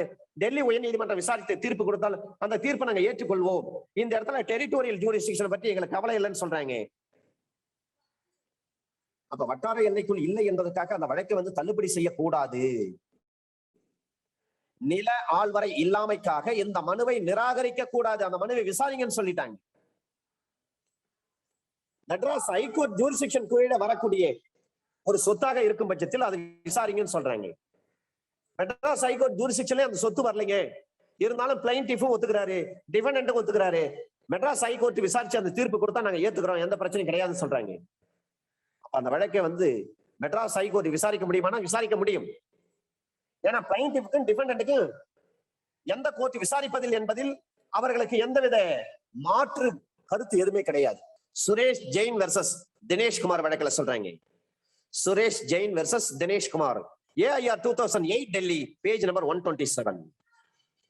Suresh Jain versus Dineshkumar, AIR 2008 Delhi, page number 127. Section 17. Suits for immovable property. அப்ப within jurisdiction of different courts, இந்த கோர்ட்லயும் jurisdiction வருகிறது, ப்ராப்பர்ட்டி இருக்குது. அந்த கோர்ட் jurisdictionலயும் ப்ராப்பர்ட்டி இருக்கிறது. அப்ப எங்கே கேஸ் போட வேண்டியது? இங்கேயும் கேஸ் போடலாம், அங்கேயும் கேஸ் போடலாம். இதுக்கு பேர் தான் ஆல்டர்னேட்டிவ் ஜூரிஸ்டிக்ஷன். 2012 பாம்பே டிஜே எக்ஸாம்ல ஒரு கேள்வி கேட்டிருந்தாங்க. Every suit shall be instituted in which court அப்படின்ட்டாங்க. Lowest grade competency to try, இதுதான் அதுக்கான ஆன்சர். Lowest grade competency to try. தகுதி வாய்ந்த ஒரு வழக்கை விசாரிப்பதற்கு தகுதி வாய்ந்த கீழமை நீதிமன்றங்கள் தான் அந்த வழக்கை பதிவு செய்ய வேண்டும், அந்த வழக்கை தொடுக்க வேண்டும். In a same decree, there may be more than one decree. In a same decree, there may be more than one decree இருக்கும் பட்சத்தில் அதுவும் செல்லும். AIR 1995 Supreme Court, page number 1211. Shankar versus Chandrakant வழக்குல சொல்றாங்க. Shankar versus Chandrakant, AIR 1995 supreme court, page number 1211. ரெஸ் ஜுடிகேட்டானா என்ன? ரெஸ் என்று சொன்னால் a matter என்ற அர்த்தம், விடைய பொருள். இந்த பிரச்சனையில் இருக்கக்கூடிய பொருள் என்ன? ரெஸ் மீன்ஸ் எ மேட்டர். ரெஸ் சப்சுடைஸ் அப்படி என்று சொன்னால் என்ன? பெண்டிங் ஜுடிஷியல் இன்கொயரி என்று அர்த்தம். பெண்டிங் ஜுடிஷியல் இன்கொயரி என்று அர்த்தம். Res sub judice means pending judicial inquiry. Res என்று சொன்னால் எ மேட்டர் என்று அர்த்தம். Sub judice means pending judicial inquiry என்று அர்த்தம். A matter pending judicial inquiry அர்த்தம். A matter is pending before judicial inquiry என்று அர்த்தம். அதை போல ரெஸ் என்று சொன்னால் எ மேட்டர் அர்த்தம். ஜுடிகேட்டா என்று சொன்னால் already decided by competent court என்று அர்த்தம். ரெஸ் ஜுடிகேட்டா என்று சொன்னால் ரெஸ்னா எ மேட்டர் அர்த்தம். அதாவது அந்த வழக்கினுடைய பொருள் என்ன, சப்ஜெக்ட் மேட்டர் என்ன, அந்த மேட்டர். ரெஸ் என்றால் எ மேட்டர். ஜுடிகேட்டா என்று சொன்னால் already decided by competent court என்று அர்த்தம். இதை நான் செக்ஷன் 10 செக்ஷன் 11 சொல்லுகின்ற பொழுது அதை டீச் பண்றப்ப நான் சொல்லாம விட்டுட்டேன், அதுக்காக குறிச்சிங்க. Res means matter, sub judice means pending judicial inquiry. அதை போல ரெஸ் என்றால் மேட்டர், ஜுடிகேட்டா என்று சொன்னால் already decided by competent court என்று அர்த்தம். செக்ஷன் 9 பாத்தீங்கன்னா ஜூரிஸ்டிக்ஷன் ஆஃப் கோர்ட், செக்ஷன் 12 பாத்தீங்கன்னா பவர் ஆஃப் கோர்ட். அப்ப all suit of civil unless barred expressly or impliedly. All civil suit of civil unless barred expressly or impliedly. அப்ப ex capicio res judicata means one suit one direction, one suit one decision. அப்ப rule of conclusiveness of a judgment இருக்கணும். Section 2 class 5, section 13, section 44 capital A, section 2 subsection 6, section 14, இது எல்லாம் முக்கியமானது. under section 17 வெவ்வேறு நீதிமன்றங்களில் அதிகார வரம்பிற்குள் அமைந்திருக்கக்கூடிய அசையா சொத்துக்கள் பற்றிய உரிமை வழக்குகள். வெவ்வேறு நீதிமன்றங்களில் அதிகார வரம்பிற்குள் அமைந்துள்ள அசையா சொத்தை பொறுத்து அசையா சொத்தை பெறுவதற்காக அல்லது அந்த சொத்துக்கு விளைவிக்கப்பட்ட தீங்கிற்கு நஷ்டஈடு பெறுவதற்காக வழக்கு தொடுக்கப்பட வேண்டியதாக இருக்கின்ற பொழுது அசையா சொத்து வெவ்வேறு கோர்ட்ல இருக்கிற வெவ்வேறு ஜூரிஸ்டிக்ஷன் உள்ள கோர்ட்ல அமைந்திருக்கிறது.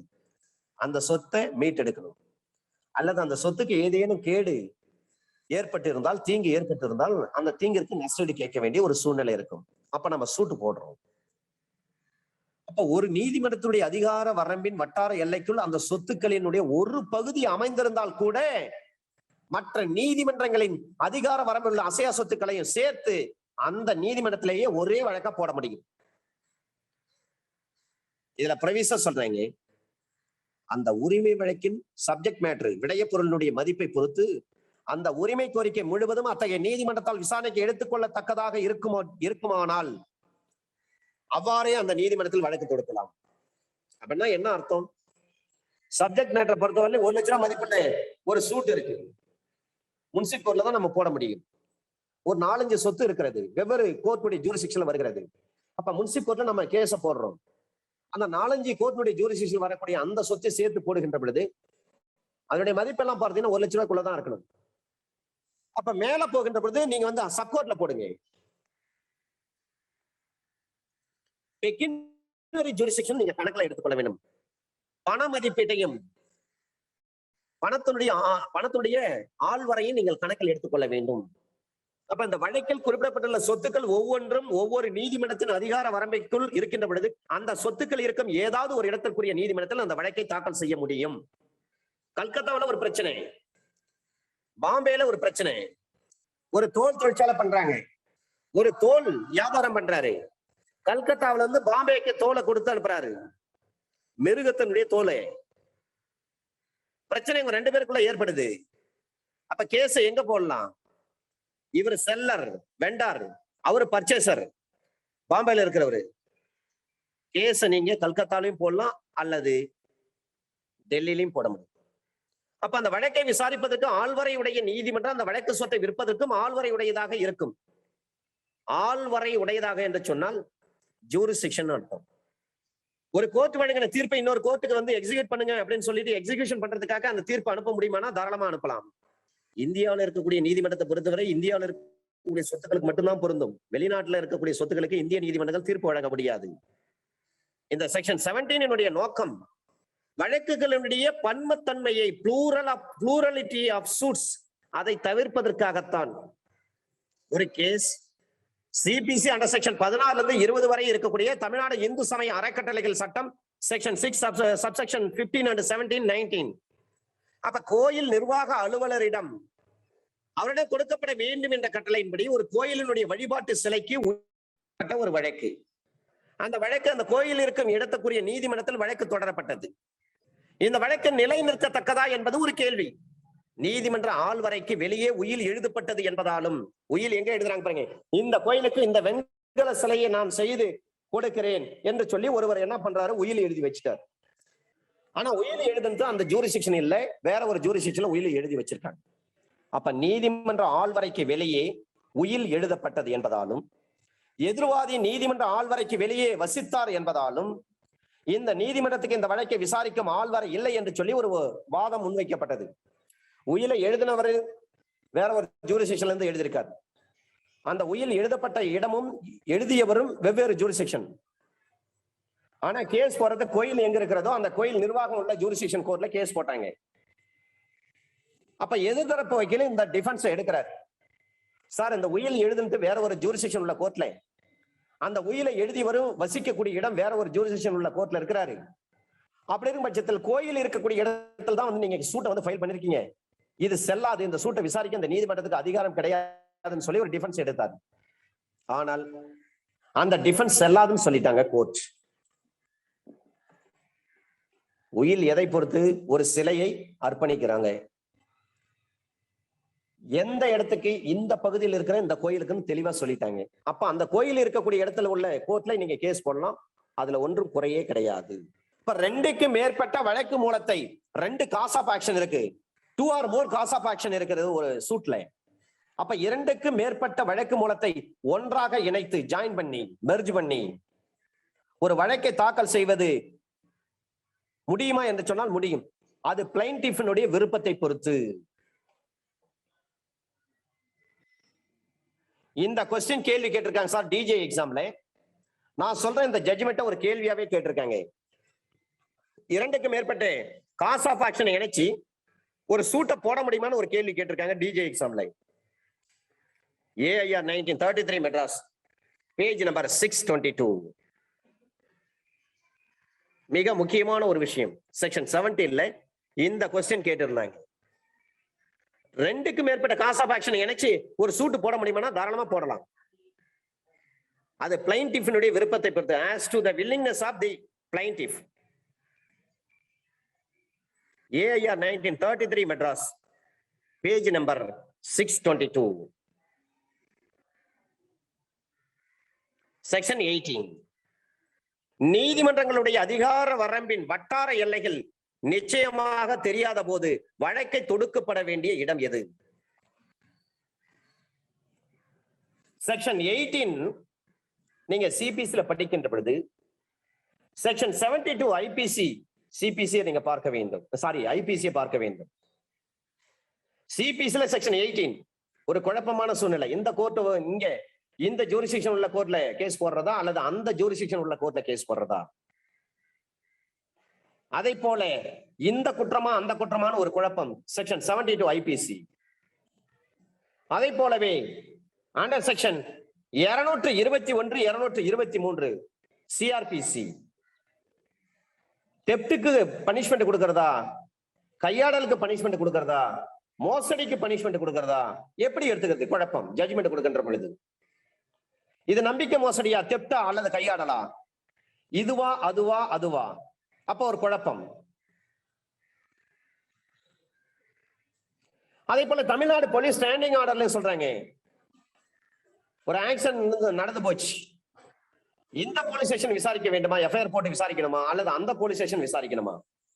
இப்படி சில இதுவா அதுவா, வெதர் திஸ் ஆர் தட், இப்படி குழப்பமான சூழ்நிலைகள் இருக்கின்ற பொழுது எந்த நீதிமன்றத்தில் வழக்கு தொடுக்க வேண்டும்? செக்ஷன் 18 படி. அப்ப place of institution of a suit where local limits of jurisdiction of courts are uncertain. அன்சர்டைனா நிச்சயமாக உறுதியாக கூற முடியாத ஒரு சூழ்நிலை, ஒரு நிச்சயமற்ற தன்மை.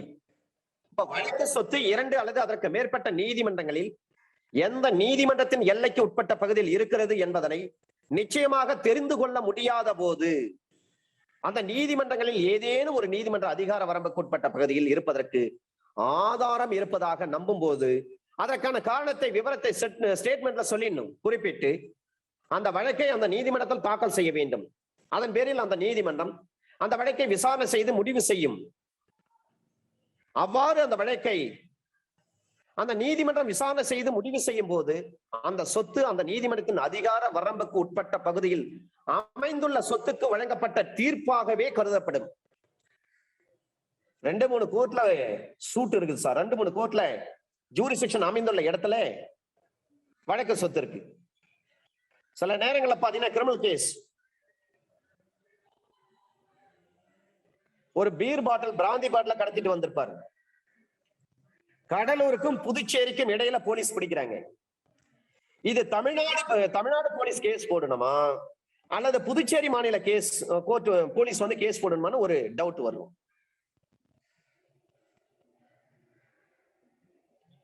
அதே போலவே இந்த பகுதியில பாத்தீங்கன்னா சில சொத்துக்களை வாங்கியிருப்பாங்க, அசைய சொத்துக்களை. இது பாண்டிச்சேரி கோர்ட் ஜூரிஸ்டிக்ஷன்ல வருகிறதா அல்லது தமிழ்நாடு கோர்ட் ஜூரிஸ்டிக்ஷன்ல வருகிறதா, ஐ மீன் கடலூர் கோர்ட் அல்லது விழுப்புரம் கோர்ட் ஜூரிஸ்டிக்ஷன் வருகிறதா இல்ல புதுச்சேரி மாநில கோர்ட் ஜூரிஸ்டிக்ஷன் வருகிறதா, ஒரு டவுட் வரும். அதே போலவே தமிழ்நாட்டுல எடுத்துங்க, இது தேனி மாவட்ட கோர்ட்ல வருதா அல்லது மதுரை மாவட்ட கோர்ட்ல வருதா? 2 பார்டருக்கு இடையில சொத்து அமைஞ்சிருக்கும், 2 மாவட்ட எல்லைகளுக்கு இடையில் சொத்து அமைஞ்சிருக்கும்.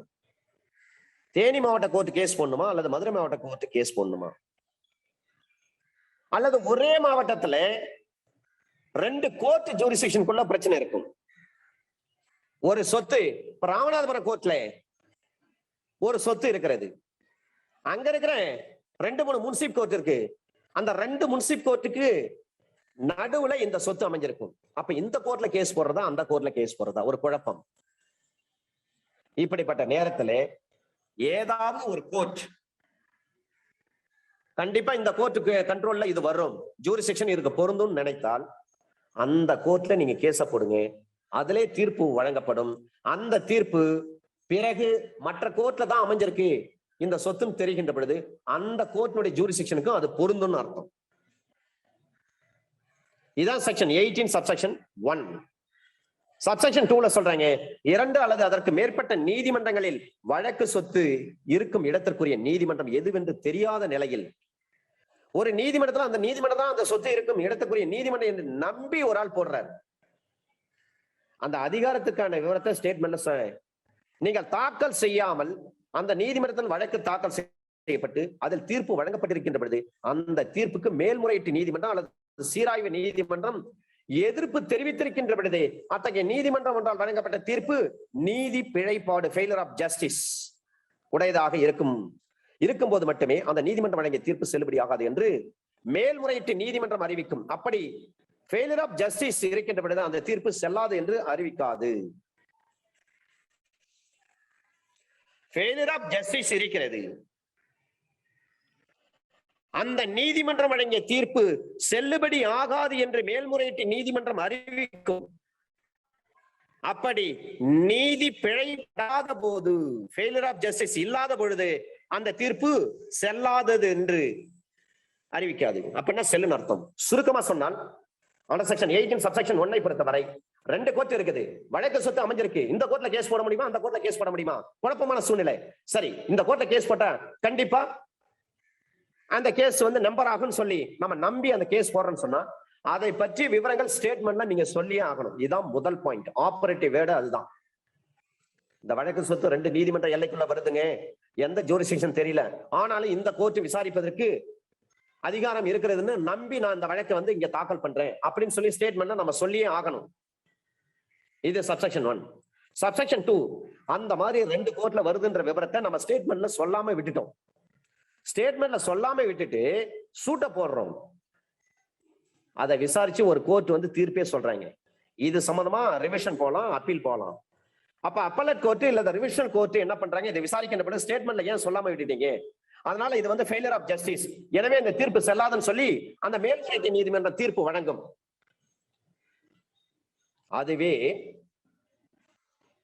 இது ஃபெயிலியர் ஆஃப் ஜஸ்டிஸ் இல்லை என்று சொல்லும் பட்சத்தில் அந்த தீர்ப்பு தான் செல்லும். ஃபெயிலியர் ஆஃப் ஜஸ்டிஸ் இருந்தால் தீர்ப்பு செல்லாது, ஃபெயிலியர் ஆஃப் ஜஸ்டிஸ் இல்லைன்னு சொன்னா தீர்ப்பு செல்லும். அப்ப எது எப்படி இருந்தாலும் செக்ஷன் 18ல நம்ம இத படிச்சு ஒரு கேஸ் போடுறேன்னு சொன்னா இந்த கோர்ட்டா அந்த கோர்ட்டா எந்த ஜூரிஸ்டிக்ஷன் தெரியல, இருந்தாலும் இந்த நீதிமன்றம் விசாரிப்பதற்கு ஆள்வரை அதிகாரம் எல்லை இருக்கிறது என்று நம்பி நான் இந்த வழக்கை இந்த நீதிமன்றத்தில் தாக்கல் செய்கிறேன் என்று சொல்லி ஸ்டேட்மெண்ட்ல நீங்க சொல்லியே ஆகணும். சொல்லாம விட்டுட்டீங்கன்னா அது செல்லாது. கேஸை விசாரிச்சு 4 வருஷம் 5 வருஷம் கழிச்சு ஜட்ஜ்மெண்ட் வந்தாலும் அது செல்லாது. அப்பீல் போனாங்கன்னா ரிவிஷன் போனாங்கன்னா appellate court R revision court என்ன பண்ணிடுவாங்க, ஆட்டோமேட்டிக்கா அது செல்லாதுன்னு சொல்லி டிக்ளேர் பண்ணிடுவாங்க. எனவே ஸ்டேட்மெண்ட்ல தெளிவா சொல்லிடுங்க, இந்த நீதிமன்றத்துடைய ஆள்வரை எல்லையிலும் வேறொரு நீதிமன்றத்துடைய ஆள்வரை எல்லையிலும் இந்த வழக்கு சொத்து அமைந்துள்ளதால் எந்த நீதிமன்றத்தில் வழக்கு தாக்கல் செய்ய வேண்டும் என்பதை பற்றி எனக்கு ஐயப்பாடு இருக்கிறது. என்றாலும் கூட இந்த நீதிமன்றம் இந்த வழக்கை விசாரித்து தீர்ப்பு பகரும் என்று நம்பிக்கையோடு இந்த வழக்கை நான் தாக்கல் செய்கிறேன், நான் நம்பி இந்த வழக்கை தாக்கல் செய்கிறேன் என்ற விவரத்தை ஸ்டேட்மெண்ட்ல சொல்லணும். சொல்லாம விட்டுட்டீங்கன்னா வேஸ்ட்.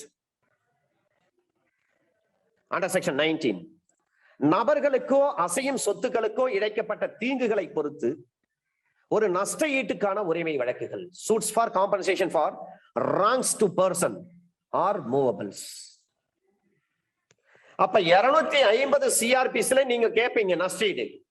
அண்டர் செக்ஷன் 250ல என்ன சொல்றீங்க, groundlessly arrested, if anyone can be arrested groundlessly, நியாயமான காரணம் இல்லாமல் ஒரு நபரை கைது செய்யும் பட்சத்தில் அந்த நபர் நஷ்டஈடு கேட்க முடியும், அந்த போலீஸ் மேல கேஸ் போட முடியும்.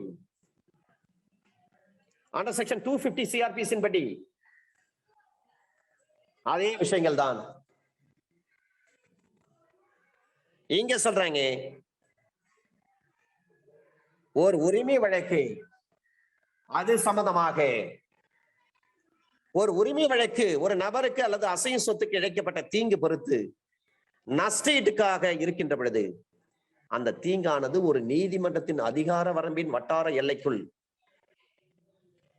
அந்த அதிகார வரம்பின் வட்டார எல்லைக்குள் இழைக்கப்பட்டு ஆனால் பிரதிவாதி வேறு ஒரு நீதிமன்றத்தின் அதிகார வரம்பிற்குள், அவர் வேறொரு நீதிமன்றத்துடைய அதிகார வட்டார எல்லைக்குள் வசிக்கின்ற பொழுது அல்லது தொழில் நடத்தி வந்தால் அல்லது ஆதாயத்துக்காக வேலை செய்து வந்தால் அந்த உரிமை வழக்கை மேற்சொன்ன நீதிமன்றங்கள் 2இல் ஏதாவது ஒன்றில் தொடுக்கலாம். இதுதான் அந்த விஷயம். இப்ப டெல்லியில குடியிருக்கிறார் ஏ என்பவர் டெல்லியில குடியிருக்கிறார், பி என்பவர் கல்கத்தாவில் இருக்கிறாரு. அப்ப டெல்லியில வசிக்கக்கூடிய ஏ என்பவரை கல்கத்தாவில் இருக்கக்கூடிய பி என்பவர் அடிச்சிட்டாரு. அப்ப பி என்பவர் கல்கத்தாவிலாவது அல்லது டெல்லியிலாவது அவர் கேஸ் போட முடியுமா? தாராளமா போடலாம். டெல்லியில இருக்கிற அன்பு வந்து கல்கத்தால இருக்கிற பாபு அடிச்சிட்டாரு. அப்ப கேஸ் எங்க போடலாம்? டெல்லியிலும் போடலாம், கல்கத்தாவிலையும் போடலாம். சம்பவம் நடந்த இடமான கல்கத்தாவிலையும் போடலாம். டெல்லியில உள்ள அன்பு தான் போயிட்டு என்ன பண்ண, கல்கத்தாவில் இருக்கக்கூடிய பாபுவை அடிச்சிட்டாரு. அப்ப கல்கத்தாவில கேஸ் போடலாம் அல்லது டெல்லியில் கேஸ் போடலாம். யார் மீது? ஏ மீது, அன்பு மீது. இரண்டாவது, ஒரு டெல்லியில் இருக்க ஒருத்தர் குடியிருக்கிறார், ஏ என்ற அன்பு குடியிருக்கிறார். கல்கத்தாவில் பாபு என்ற பி குடியிருக்கிறாரு. அவரை பற்றி ஒரு அவதூறான செய்தி வெளியிடுறாரு. அப்ப கேஸ் எங்க போட முடியும்? கல்கத்தாவில் போட முடியும் அல்லது டெல்லியில போட முடியும். டிஃபாமேஷன் சூட் எங்க போட முடியும்? கல்கத்தாவிலையும் போட முடியும், டெல்லியிலும் போட முடியும். செக்ஷன் 19 படி வாதி எங்கே இருக்கிறாரோ அங்கேயும் போட முடியும், அல்லது பிரதிவாதி எங்கே வசிக்கிறாரோ அங்கே போட முடியும், பிரதிவாதி எங்கே தொழில் செய்கிறாரோ அங்கே போட முடியும், பிரதிவாதி எங்கே வேலை செய்கிறாரோ அங்கே போட முடியும், பிரதிவாதி எங்கே வணிகம் செய்கிறாரோ அங்கேயும் கேஸ் போட முடியும். அப்ப வழக்கு மூலம் வெவ்வேறு இடத்தில் எழுந்திருந்தாலும் நபர் ஒருவர் எந்த இடத்தில் தொழிலை மேற்கொண்டிருக்கிறாரோ அந்த இடத்திற்குரிய நீதிமன்றத்தில் வழக்கு தொடுக்கலாம்.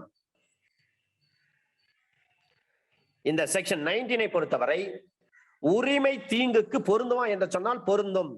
லா ஆஃப் டார்ட்ஸ்க்கு இது பொருந்துமானா பொருந்தும். Section 19 AIR 1915 Madras page number 1206. டார்ட்டுக்கு பொருந்துமா? செக்ஷன் 19 பொருந்தும். AIR 1915 Madras page number 1206. ஒரு ரயில்வே பாதை, ஒரு ரயில்வே கிளைம்ஸ் ட்ரிபியூனல், இந்த ரயில் பாதை கேட்புரிமை தீர்ப்பாயம், ரயில்வேஸ் கிளைம்ஸ் ட்ரிபியூனல் என்று சொல்லக்கூடிய ரயில் பாதை கேட்புரிமை தீர்ப்பாயம். பொருளை வந்து ரயில்ல நீங்க கூட்ஸ் கேரேஜ்ல நீங்க அனுப்புறீங்க, காணாமல் போயிடுது. அப்ப கேஸ் எங்க போடலாம்? இழப்பு ஏற்பட்ட இடத்திற்குரிய நீதிமன்றத்தில் வழக்கு தாக்கல் செய்யலாம், அல்லது பொருள் எங்கே காணாமல் போய்விட்டதோ அந்த இடத்திற்குரிய கோர்ட்ல கேஸ் போடலாம். நபர் ஒருவருக்கு அல்லது அசையும் சொத்துக்கு தீங்கு செய்தமைக்காக நஷ்டஈடு கோரும் வழக்கை அந்த தீங்கு செய்யப்பட்ட இடத்திற்குரிய நீதிமன்றத்திலோ அல்லது எதிர்வாதி இருக்கக்கூடிய நீதிமன்றத்திற்குரிய அந்த இடத்திலேயோ அல்லது எதிர்வாதி தொழில் செய்யும் அந்த இடத்திற்குரிய நீதிமன்றத்திலோ அல்லது வாதி வழக்கை செய்யலாம். இந்த வழக்கை நீதிமன்றத்தில் தாக்கல் செய்வது என்பதை தேர்ந்தெடுக்கும் உரிமை வாதிக்கு மட்டுமே உள்ளது. செக்ஷன் 20 பிற உரிமை வழக்குகள் பிரதிவாதிகள் குடியிருந்து வருகிற அல்லது வழக்கு மூலம் எங்கே எழுகிறதோ அந்த இடங்களில் தொடுக்கப்படுதல் வேண்டும். Other suits to be instituted where defendants reside or cause of action arises. வழக்கு மூலம் எங்கே எழுகிறதோ அந்த இடத்துக்குரிய கோர்ட்ல கேஸ் போடலாம், அல்லது பிரதிவாதி எங்கே வசிக்கிறாரோ அந்த இடத்துல உள்ள கோர்ட்ல கேஸ் போட முடியும். இதுல under section 20 clause A clause B இதுல ப்ரொவிசோ இருக்கிறது, எக்ஸ்பிளனேஷன் இருக்கிறது, இல்லஸ்ட்ரேஷன் இருக்கிறது. இப்ப பிரதிவாதி அல்லது பிரதிவாதிகள் இருக்கும் இடத்துக்குரிய அல்லது பிரதிவாதி தொழில் செய்யும் அல்லது வழக்கு மூலம் எழுந்த இடத்திற்குரிய நீதிமன்றத்தில் உரிமை வழக்கை தாக்கல் செய்ய வேண்டும். இப்ப இந்தியாவில் இருக்கக்கூடிய ஒரு கூட்டு நிறுவனம் ஒன்று ஒரே ஒரு அலுவலகத்தை கொண்டிருக்கின்ற பொழுது அந்த இடத்திற்குரிய நீதிமன்றத்தில் வழக்கை தாக்கல் செய்ய வேண்டும். ஒரு நிறுவனம் தலைமை அலுவலகம் ஒன்றையும் அதன் பல்வேறு கிளை அலுவலகங்களை பெற்றிருக்கின்ற பொழுது அந்த தலைமை அலுவலகம் இருக்கும் இடத்திற்குரிய நீதிமன்றம் அல்லது கிளை அலுவலகம் இருக்கக்கூடிய நீதிமன்றம் அந்த இடத்துக்குரிய இடத்துல கேஸ் போட முடியுமானா தாராளமா போடலாம். செக்ஷன் 16 செக்ஷன் 20 வந்து ஓவர் ரைடு பண்ணும், புறந்தள்ளி நிற்கிறது. அப்ப உரிமையில் விசாரணை சட்டம் செக்ஷன் 20 பொறுத்தவரை சிறப்புரிமை பட்டய ஒழுங்குமுறையின் கீழ் பட்டய உயர்நீதிமன்ற ஆள்வரைக்கு உட்பட்ட கடல் சார்ந்த வழக்குகளுக்கு இது பொருந்தாது. செக்ஷன் 20 அரசாங்கத்தால் நடத்தப்படும் ரயில் பாதைகள் ரயில்வேஸ் எல்லாம் ஒரு தொழில் தான். ஆனா செக்ஷன் 20 கிளாஸ் A சொல்றாங்க பிரதிவாதி அல்லது பிரதிவாதிகள் ஒருவருக்கு மேற்பட்டவர்கள் இருக்கின்ற பொழுது டிஃபெண்டன்ட் பொறுத்தவரை 1 or more டிஃபெண்டன்ட்ஸா இருக்கிறாங்க. அப்ப பிரதிவாதிகள் ஒவ்வொருவரும் உரிமை வழக்கு தொடரப்படும் சமயத்தில் உள்ளபடியாகவும் தம்மிச்சையாகவும் எங்கே குடியிருந்து வருகிறார்களோ அல்லது தொழில் நடத்தி வருகிறார்களோ அல்லது ஆதாயத்துக்காக நேர்முகமாக வேலை செய்து வருகிறார்களோ அந்த பகுதிக்குரிய நீதிமன்றத்தில் வழக்கு தொடுக்கணும். ஒன்றுக்கு மேற்பட்ட பிரதிவாதிகள் எங்க இருக்கிறாங்களோ, குடியிருக்கிறார்களா அல்லது தொழில் செய்து வருகிறார்களா அல்லது வேலை செய்து வருகிறார்களா, அந்த இடத்துக்குரிய கோர்ட்ல கேஸ் போடலாம். கிளாஸ் பி, ஒருவருக்கு மேற்பட்ட பிரதிவாதிகள் இருக்கின்ற பொழுது அவர்களில் யாவரும் உரிமை வழக்கு தொடுக்கப்படும் சமயத்தில் உள்ளபடியாகவும் தம்மிச்சையாகவும் எங்கே குடியிருந்து வருகிறார்களோ அல்லது தொழில் நடத்தி வருகிறார்களோ அல்லது ஆதாயத்துக்காக நேர்முகமாக வேலை செய்து வருகிறார்களோ அந்த பகுதிக்குரிய நீதிமன்றத்தில் வழக்கு போட முடியும். இதுல ப்ரொவிசர் சொல்றாங்க, இது போன்ற சந்தர்ப்பத்தில் ஒன்று நீதிமன்றத்தின் அனுமதி கொடுக்கப்பட்டிருக்குமானால் அல்லது மேலே சொல்லப்பட்ட கிளாஸ் ஏ கிளாஸ் பி படி பிரதிவாதிகள் அங்க அந்த பிரதிவாதிகள் அவ்வாறு தொடுக்கப்படுவதற்கு ஒப்புதல் அளிப்பவராக இருப்பவர்களானால் அவரது பகுதிக்குரியதல்லாத நீதிமன்றத்தில் வழக்கு தொடுக்கலாம். அங்க வேலை செய்யல, இருக்கல, போகல, வரல. அப்ப என்ன செய்யலாம்? பிரதிவாதிகள் எந்த பகுதி இருக்கிறாங்களோ அங்க கேச போடுங்கன்னு அர்த்தம். அந்த பகுதியில இல்லாத ஒரு நீதிமன்றத்துல வழக்கு போடுங்கன்னு அர்த்தம். அவங்கதான் அங்க தொழில் செய்யல, வேலை செய்யல, வேலையும் பார்க்கல, அங்க போய் கேஸ் போட்டு என்ன பிரயோஜனம்? ஒண்ணுமே கிடையாது. அந்த பகுதியில் இல்லாத வேறு நீதிமன்றத்துல கேஸ் போடலாம்னு அர்த்தம். கிளாஸ் சில சொல்றாங்க, வழக்கு மூலம் எங்கே முழுவதுமாக அல்லது பகுதியாக எழுகின்றதோ அந்த நீதிமன்றத்தில் வழக்கு போடுங்க. ஃபுல்லி ஆர் பார்ட்லி எங்கே காஸ் ஆஃப் ஆக்ஷன் அரைஸ் ஆகுதோ அந்த கோர்ட்ல கேஸ் போடலாம். ஒரு கார்பரேஷன் இந்தியாவில் உள்ள அதன் ஒரே ஒரு அலுவலகத்திலையும் அதன் தலைமை அலுவலகங்களையும் அல்லது அந்த இடத்தில் ஒரு கீழ்நிலை அலுவலகத்தை கொண்டிருக்கிறதோ அந்த இடம் எதிலும் எழுகின்ற வழக்கு மூலத்தை அதை பொறுத்தவரை அந்த இடங்களில் இருக்கக்கூடிய தொழில் நடத்தி வருவதாக கொள்ள வேண்டும். ஹெட் ஆபீஸ் டெல்லியில இருக்கு, பிரான்ச் தமிழ்நாட்டில் இருக்கு. அந்த கம்பெனி ஏத்து தமிழ்நாட்டில் கேஸ் போட முடியுமா? தாராளமா போடலாம். ஆனா ஒரே ஒரு ஹெட் ஆபீஸ் மட்டும் தான், வேற பிரான்ச்சே இல்லை. அப்ப எங்க கேஸ் போடலாம்? ஹெட் ஆபீஸ் எங்க இருக்கோ அங்க கேஸ் போடுங்க. இதற்கு எடுத்துக்காட்டுகள், ஏ என்பவர் கல்கத்தாவில் இருக்கக்கூடிய ஒரு வியாபாரி, பி என்பவர் டெல்லியிலிருந்து வந்து தொழில் செய்து வர்றாரு. அப்ப கல்கத்தாவில் இருக்கக்கூடிய தன்னுடைய ஏஜென்ட் மூலமாக ஏவிடம் இருந்து சரக்குகளை வாங்கி ஈஸ்டர்ன் ரயில்வே கம்பெனி, கிழக்கிந்திய ரயில்வே கம்பெனில அதை ஒப்படைக்கிறார். அப்ப ஏவிடம் நீங்க அந்த சரக்கை வந்து இங்க ஒப்படைச்சிருங்க, நாங்க வந்து ரிசீவ் பண்ணிக்கிறேன்னு சொல்லிட்டார். இது போன்ற சூழ்நிலையில அதற்கிணங்க ஏ கல்கத்தாவில் சரக்குகளை ஒப்படைக்கிறாரு. சரக்குகளை விலைக்காக ஏ என்பவர் பி என்பவர் மீது வழக்கு மூலம் எங்கே எழுந்திருக்கிற இடமான கல்கத்தாவில் போடுங்கன்னு சொல்றாங்க. நீங்க சரக்கு அனுப்பி வைங்கன்னு சொல்றாரு. கல்கத்தாவில் இருக்கக்கூடிய ஒரு வியாபாரி என்ன பண்றாரு, பொருள் எல்லாம் வந்து ரயில்வே கூட்ஸ்ல ஏத்தி அனுப்பி வச்சுட்டாரு. பாம்பேல இருக்கிற ரிசீவ் பண்ணிட்டாரு, ஆனா பணத்தை கொடுக்கல. எங்க கேஸ் போடுறது? கல்கத்தாவிலே கேஸ போடுங்க, அப்படி இல்லைன்னா பாம்பேல கேஸ போடுங்க. எனவே ஏ என்பவர் சிம்லாவிலும் பி என்பவர் கல்கத்தாவில் இருக்காரு, இ என்பவர் டெல்லியில குடியிருந்து வர்றாரு. அப்ப ஏ பி சி இந்த மூணு பேருக்கு இடையில வந்து வாரணாசியில ஒன்றா இருக்கிறாங்க. ஏவும் இருக்கிறாரு, பி இருக்கிறாரு, சி இருக்கிறாரு. எங்க இருக்கிறார்? வாரணாசியில இருக்கிறாரு. இவங்க கேட்கிறப்ப பணம் கொடுக்கணும். அப்ப கூட்டாக ஒரு கடனுறுதி சீட்டு பிராமிசரி நோட்டை எழுதி கொடுக்குறாங்க. ஏவும் சியும் எழுதி, பியும் சியும் எழுதி கொடுக்குறாங்க. யாருக்கிட்ட? ஏ கிட்ட எழுதி கொடுக்குறாங்க. ஒரு பிராமிசரி நோட்டு. மூணு பேர் வாரணாசியில இருக்கிறாங்க. ஏ என்ற அன்பு கிட்ட கடன் வாங்குறாங்க. அதுக்கு ஒரு பிராமிசரி நோட்டு வந்து பி என்ற பாபுவும் சி என்ற சந்திரனும் எழுதி கொடுக்கிறாரு. ஏபிசி மூணு பேரும் இருக்கக்கூடிய இடம் வாரணாசி. வாரணாசியில அன்பு கிட்ட கடன் வாங்குறாரு. ஏ என்ற அன்பு கிட்ட பி என்ற பாபுவும் சி என்ற சந்திரனும் கடன் வாங்குறாங்க. ஒரு ப்ரோ நோட்டை எழுதி கொடுக்குறாங்க. அப்ப அன்பு கேஸ எங்க போடலாம்? பாபுவும் சந்திரனும் வாரணாசியில ப்ரோ நோட்டு எழுதி கொடுத்துட்டு அன்பு கிட்ட பணம் வாங்குறாங்க, பணத்தை திருப்பி கொடுக்கல. அதனால வந்து ஒரு மணி சூட்டு போடுறாரு அன்பு, ஏ என்ற அன்பு. பிக்கும் சிக்கும் எதிராக கேஸ் போட போறாரு. அப்ப காஸ் ஆஃப் ஆக்ஷன் எங்க எழுந்தது? வாரணாசி. அப்ப வாரணாசியில கேஸ் போட முடியும். ஏ பி மீதும் சி மீதும் ஏ என்பவர் வழக்கு போட முடியும். அப்ப அவர்கள் மீது சி குடியிருந்து வரும் டெல்லியில் கூட வழக்கு தொடுக்கலாம். ஆனால் அந்த வழக்குகள் ஒவ்வொன்றிலும் குடியிருப்பல்லாத, எங்கே ரிசைடு இல்லாம இருக்க நான் ரெசிடென்ஸ் பிளேஸ், குடியிருப்பவர் அல்லாத பிரதிவாதி ஆட்சேபனை செய்வாரானால் நீதிமன்றத்தின் அனுமதியின்றி உரிமை வழக்கு மேல் நடத்தக்கூடாது. டிஃபெண்டன்ட் வந்து ரைஸ் பண்றாரு, இந்த கோர்ட் ஜூரிஸ்டிக்ஷன் வராதுன்னு சொல்லிட்டாரு. நாங்க 2 பேரும் சேர்ந்து, சந்திரனும் நானும் சேர்ந்து அன்பு கிட்ட வந்து வாரணாசியில் தான் பணம் வாங்கணும். ஆனா அவர் வந்து இந்த கோர்ட்ல போட்டிருக்காரு, பாம்பே கோர்ட்ல போட்டிருக்காரு, இது செல்லாது, ஜூரிஸ்டிக்ஷன் வராதுன்னு சொல்லி அப்ஜெக்ஷன் ரைஸ் பண்றாங்கன்னா அந்த அப்ஜெக்ஷனை நீதிமன்றம் அப்படியே ஏற்றுக்குவாங்க.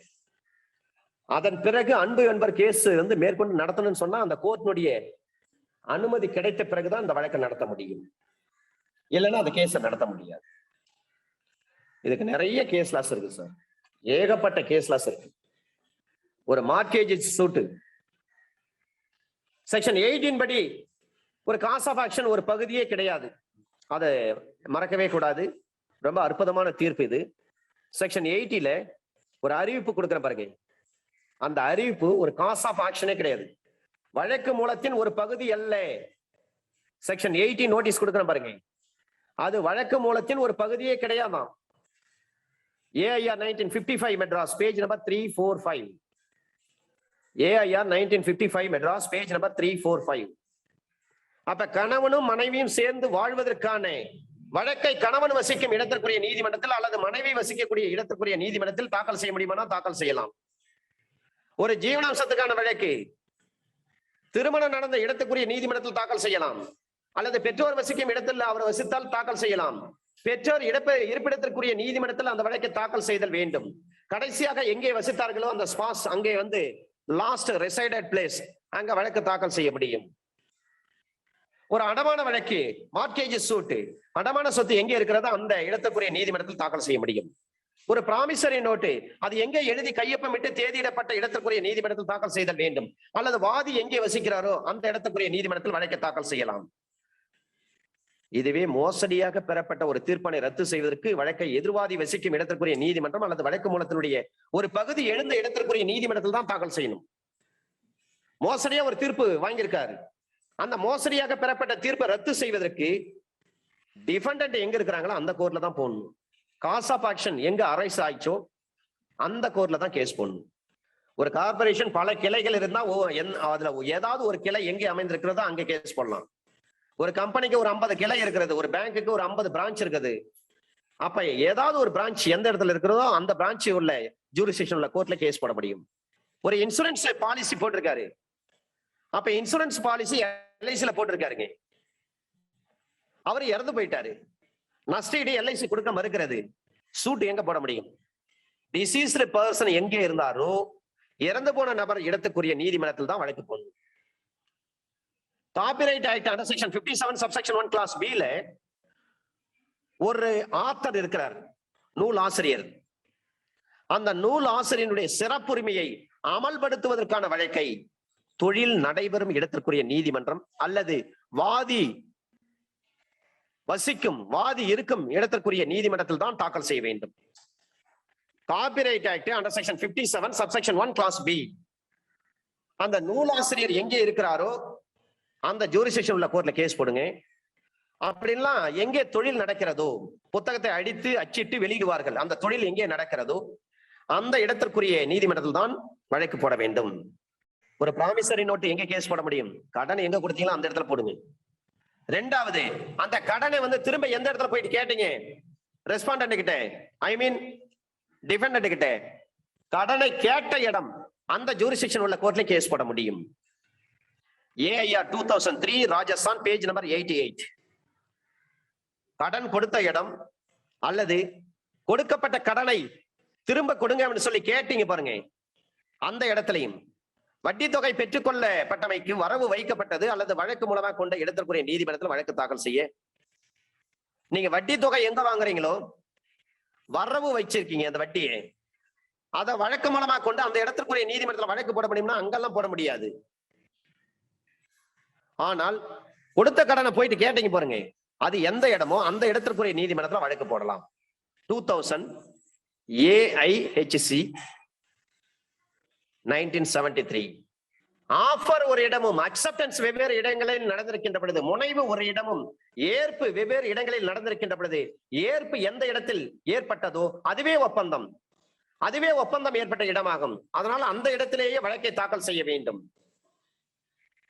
முனைவு ஆஃபர், அக்செப்டன்ஸ் ஏற்பு ரெண்டுமே வெவ்வேறு இடம். புதுச்சேரியில ஒருத்தர் இருந்துட்டு ஒரு பொருளை விற்கிறேன்னு சொல்றாரு ஆன்லைன்ல. கிருஷ்ணகிரில இருக்கிறவரே அதை அக்செப்ட் பண்ணிட்டாரு. அப்ப அக்செப்டன்ஸ் வந்து போச்சு, ஏற்பு வந்து போச்சு. ரெண்டுமே வெவ்வேறு இடம். ஒன்று புதுச்சேரி, இன்னொன்று ஆஃபர் கொடுத்தது புதுச்சேரி, முனைவு கொடுத்தது புதுச்சேரி, அக்செப்டன்ஸ் கொடுத்தது, ஏற்பு கொடுத்தது கிருஷ்ணகிரி. அப்ப அக்செப்டன்ஸ் எந்த இடத்தில் ஏற்பட்டதோ அதுவே ஒப்பந்தம் ஏற்பட்ட இடம். ஆஃபர் கொடுத்த இடத்தை நீங்க கணக்குல எடுத்துக்கூடாது, அக்செப்டன்ஸ் கொடுத்த இடத்தை தான் நீங்க கணக்கில் எடுத்துக்கொள்ள வேண்டும். அதனால் அக்செப்டன்ஸ் கொடுத்த இடத்தில் உள்ள நீதிமன்றத்தில் தான் வழக்கு தாக்கல் செய்ய வேண்டும். AIR 1957 Madras, page number 201. AIR 1957 Madras, page number 201. அது மாதிரி பிரீச் ஆஃப் கான்ட்ராக்ட் எந்த இடத்துல ஏற்பட்டதோ அந்த இடத்துல தாக்கல் பண்ணுங்க. கான்ட்ராக்ட் எங்கே ஏற்பட்டதோ அங்கே தாக்கல் பண்ணலாம்.